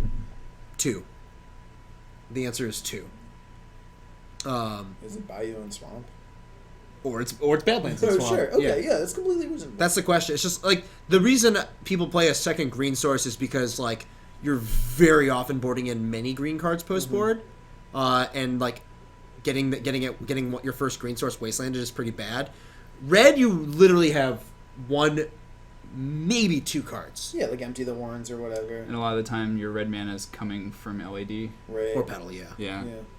That makes sense. That makes a lot of sense. So Tim just fetching and passing, just wants to play around that Stifle. Plus, if you get 2 greens, you got to play Life Force. Good point. I have considered that in Elves, which is not something I'm proud of. It looks like we're going to see Young Pyromancer come down here from Dan, try and establish a little bit more of an aggressive clock. Maybe between rounds, we could have a segment of other things that Phil is not proud he's done. Oh, God. We could fill so much dead air. We could fill a lot of air. Thanks, Greg, for that comment. Sounded like my name. Tim just drawing for the... Looks like he drew Burning Wish. I think his hand is just all reactive spells, and this is, again, the situation where he just drew another red card. The version with Burning Wish has to play a Badlands. That makes sense to me. Over if you're going to play... If it's between that and Bayou, it's... Well, Tim was playing the basic Mountain, though. Yeah, I think that's that slot. That would make sense. Oh, wow. Basic Mountain? Yeah, I did not expect that. All right, Deathheart Shaman getting activated on end step. Dan going to untap. See if he has some cantrips to start going. He's going to start with an attack. Well, the upside to Basic Mountain is that in a long game, something like Burning Wish becomes like a much livelier top deck. If you play... I don't even know what the redraw card they play now for the Wish target was, but it used to be... Diminishing returns? Yeah, speaking about a card that always had bad results. I have never cast that card and gotten anything good to happen. I've cast it in Commander games. Ooh. It's pretty good in Commander. A little bit of missequencing here on Tim's part. He didn't attack with his Xantid Swarm no. first, and so Dan immediately firing off the Stifle Yeah. on that fetch line, and now again he's shut off a red mana. Yeah, and Dan notably has the token, I think it's M13 for Molten Rebirth for his elemental. So, whatever. We're all making decisions. Yeah, couldn't find his original M12? Yeah. M12? I think it's M12. M13. It would be more impressive if we knew. Yeah, we have no idea. Let's pull up Young Pyromancer. I think it's M13. I think, so the question It's is M14, we're done. Okay, yeah. So We're of nowhere near. of the 2 drops of each color, which are busted in eternal formats, blah, blah, blah, is Young Pyromancer the red part of the cycle? I think hands down, yes. Absolutely, that card's amazing. Yeah. Tim going to take 3 damage here, going down to 6. It's comparable to cards like Dark Confidant and Tarmogoyf because it rewards you for building your deck with the way that you want to build it already, right? Like Pyromancer rewards you playing a ton of cantrips. Yes. Bob rewards you for playing a bunch of cheap cards. Tarmogoyf rewards you for playing Magic. Yes. All right, Xanthrom getting in there. Gotta send a message. Ooh, that got stifled. Stifle the trigger? I have never seen that one. That's sweet. I've also never seen that before. Dan's just like, sure, yeah, this is what I It is got. a trigger, right? Oh, yeah. It's completely stifleable. I imagine that called Just over checking with the judge. Yeah. It also adds to the clock. I mean, The it's clock. lethal It's already anyway, lethal next turn. Yeah. It's just up to if Tim can win this turn or not. Right, and notably, Dan has up 2 black sources and 2 death rates, so something like Past in Flames is pretty sketchy. There is a Badlands. There we go. Interesting. He's going to get a red source, given that he has both the Burning Wish and the Past in Flames in his hand. Given that those 2 are in his hand, I'm not sure the other combination of cards he would need to win this. Just a bunch of mana, Yeah. basically. This has always seemed to me to be the problem with the Burning Wish version of the deck, is that it always feels light on mana. It's a little... It just stretches the deck in a weird way. My general thought is that Burning Wish is just worse than Dark Petition at this point. Okay, that's fair. I mean, how many petitions do you play? 1. Because with the Burning Wish version, you can actually play like 3 Burning Wishes. Yeah. Alright, there we go. Storm's at 1. Storm's at 3. Oh, Storm's at 3? Oh, the Stifle. Storm's at 2, excuse me. Okay, Storm's at 2. I thought Xanthid Swarm attacking is not. Yeah, it's not a spell. My mistake. Tim's putting up It the was 3 black interacted mana. with via the stack, though. Yep. All right. We got a Cabal Ritual, no threshold. No. This is just +1 mana. This would put Tim up to 5 black mana if it resolves. He sort of filtered a blue mana into black. That's fine. He's got the spare blue. Do we know if Dan is sitting on a force? I don't believe he is. That would have been... I don't think you would have forced that. Yeah, I agree. So with 5 mana, Tim could... It's like empty doesn't really help, right? You're just No. going to die to the death rates. Right, exactly. Yep. There's enough stuff for the death rates to eat. Like it has to be... He goes eat, untap, eat, and that's game. Right. You have to go for tendrils. And I just... He has... Does he have Past in Flames in his hand? Yeah. And So- Past in Flames is a blank. Because of the Death death rates. rates. Well, it's not an absolute blank, but he needs one more spell in his graveyard for it to do anything besides just be -4 mana +1 storm. Yeah, exactly. And I think that's... Yeah, because Yep, I that's think it those right are the now. only rituals he's sitting on. Well, but what can you Burning Wish for? I mean, this is again, Exactly, this yeah. is this is like maybe Burning Wish's moment to shine, where it's just like, Pyroclasm. oh, I think Of course, he doesn't have red mana, but that would cast be... Past in Flames. I think now we're gonna see Dan respond with death rates. I would have to imagine. Yep. Or Oh, Cluster okay. Storm. That is good enough. Ooh, 4 triggers. Yeah, I think that's the game right Dan's there. like, no. I'm playing the Storm deck. Also, kudos to Dan for having 3 different Young Pyromancer tokens. If they're not going to be all of one kind, it's good to have some variation. Yep. Dan gonna quickly So end let's step, go. eat Past in Flames, untap, eat 2 things, Attack for probably. lethal. Yeah, attack with everything. He shows his guys. Is this... Oh no, he's just untapping, Okay. drawing, shove all the guys. Now attack. That's it. Dan taking that one down, 2-0. Yeah, I think that's a hard matchup for Tim. I think Tim did not get enough, like a boom, obviously mulliganing to 5. I think it really favors the Grixis deck. Yep, Yeah. I would agree. All All right. So lean my head on it. Where's... You can see the chicken on my hat here. All right, get out of here. All right, thank you guys for tuning in again. That was a pretty fun night of Magic that we got to see here. A lot of ups and downs. Apes. A lot of good stuff. One really great match. One really great game, really specifically. You didn't get to see this, I think, but Andrew Bowman's game against John. That John Yeah. crawled back into. Lands versus Shardless Bug. That was- Was Unfortunately, that the one where Andrew went turn 1 Bob, turn 2 Bob? Yes. John was gonna win that game. yeah. Um, Deathrite Shaman's a hell of a card. Yeah. Hey Nathan, that's okay. I feel like the deck is really good. Personally, I think I'm gonna play Lantern this weekend for those wondering if I can get it, and I'm working on that right now. Anyways, thanks again for tuning in. Had a real great time tonight, and shout out to MTG Card Market. Shout out to everyone here in the chat for being great and making sure this is possible. We are MTG Card Market here in Chicago, Illinois. Our stream schedule is Wednesdays Modern at 7:30 Central, Thursdays Legacy 7:30 Central, and there's a Modern 2K next weekend There is. here that's going to be streamed. We will not be here, unfortunately. We will be at GP Houston. Yes. Hopefully qualifying for the Pro Tour together. That's ideal. That's maybe a pipe dream. Together, that's asking for a lot. Maybe I will have already qualified for it. Okay, I would like that. Anyways, thank you all. Come tune into the stream all the time and have a good night. Good luck to Phil this weekend. Yep. Bye-bye. Oh, wait, no. Modern 2K. Next weekend, next Saturday. Today is the 18th, 19th, 27th. Is Yes. the 27th of February. Sorry. And it'll be streamed. I think Paul is going to be streaming it. Yeah, Paul Green and I believe Kyle Fouché. Nice. That's going to be great. Yeah. All right. So good tune into that. Otherwise, tune into our weekly schedule. And thanks for watching as always. Take care. Bye.